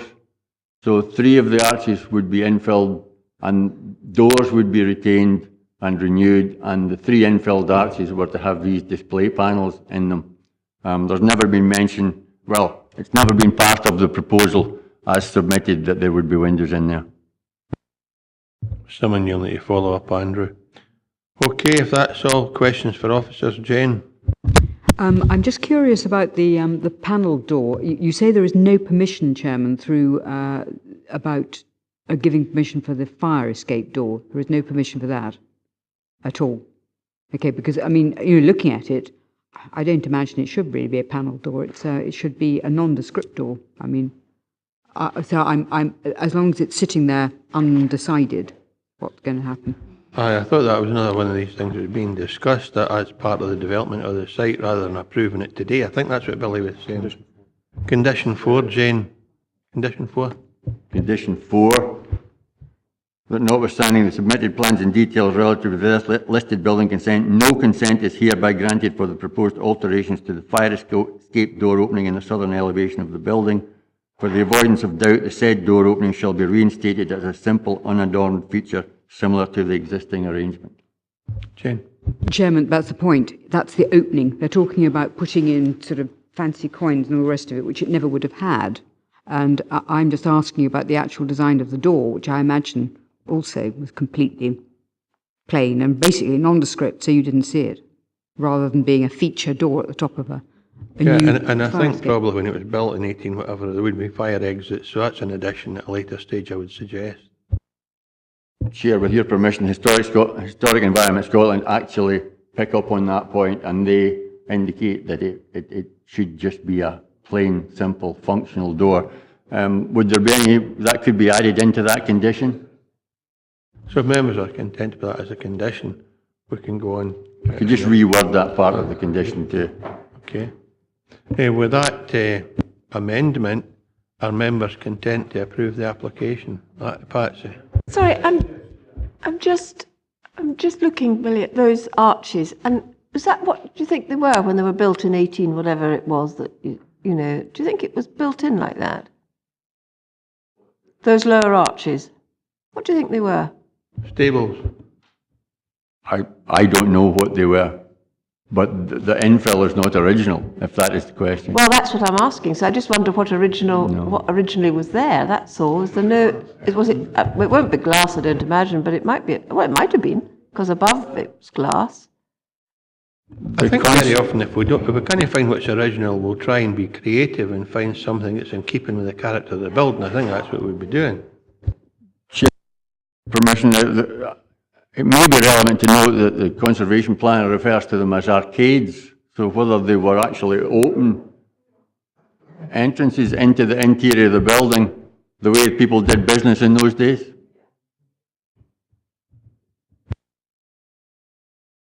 Where are we, members? Are we going with the recommendation? Yeah, okay, and unanimously agreed. Pardon? Can I hear you? Twice we've made a decision and we've not went into session. Aye, I There said were if we're questions finished, there were any points of clarification. Okay, are we in session? Yes. With the proposed amendment that was discussed with the planning officer, do we agree to approve the recommendation? Okay, thank you, and that's unanimous.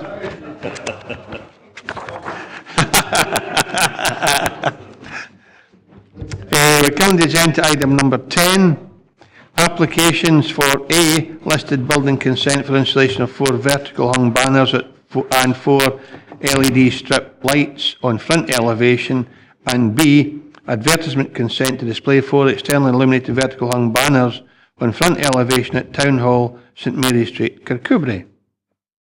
Application type is A, listed building consent, and B, advertisement consent. The applicant is Dumfries and Galloway Council. Reference numbers are A17/2005/LBC and B17/2004 ADV. Recommendations to approve A and B unconditionally, and the case officer is Beth Halliday. Beth, will you take us through your presentation? Oh, it's not Jessica. What are you doing there, Jessica? Where's Beth? Impersonating. I should have known I spoke to you earlier. Thank you. Listing building consent was granted in 2016 for internal alterations to farm education and display spaces, cafe and shop, and works to implement this permission are currently ongoing, and you'll see this when it's visible in the photographs. So this proposal relates to that use.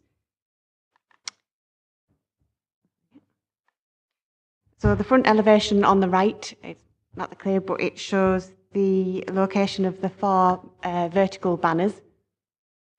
And on the left-hand side, the elevation shows the example of the banner, and underneath is the details of the how the banners will be hung.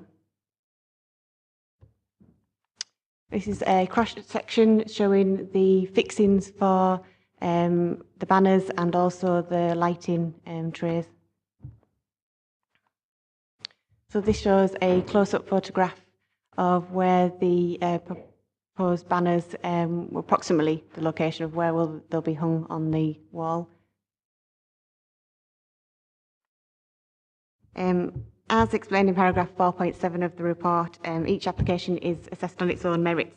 However, the applicant in their supporting statement has included examples of other listed buildings within Scotland which have similar banners. So this photograph shows the front of the building, and you'll see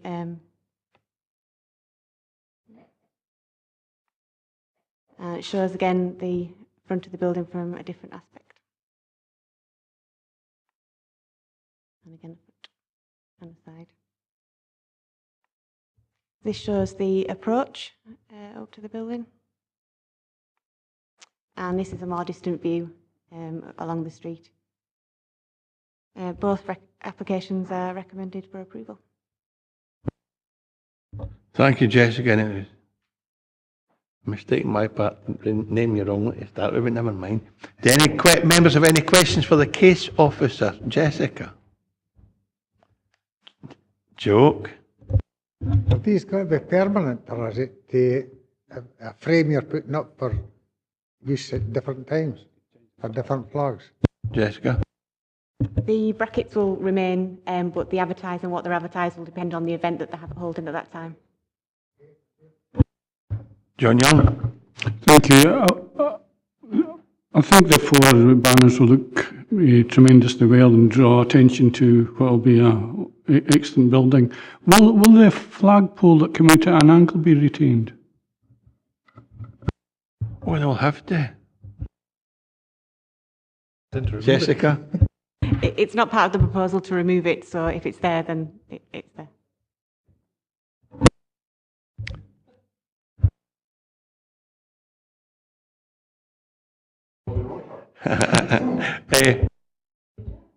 So, questions for case officer? Members are in session. Are we happy to agree the officer's recommendation and agree the proposal unanimously? Thank you, Jessica.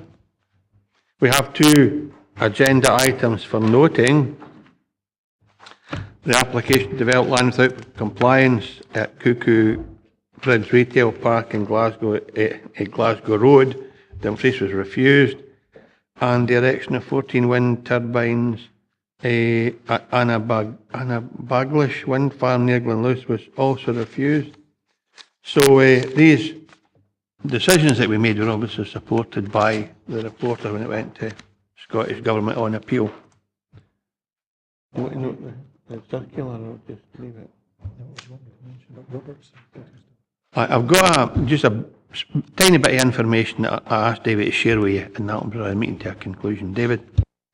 It was simply, Robert Duncan will probably email you all. It's just to give you some background on appeal decisions on wind farms that have been made recently. It's often perceived that where the council has refused planning permission for a wind farm, it then gets approved on appeal. I think it was spurred on by the Annabaglish decision. Robert felt it was important that you had fullest information to get a real picture of what's happened over the last few years. So he intends to just circulate that round and then update it as it goes on. But it's maybe not as grim a picture as you might expect. And it is for members' information only. On that happy note, thank you very much for your attendance today and your contribution. We'll see you again in a month. Thank you very much, members.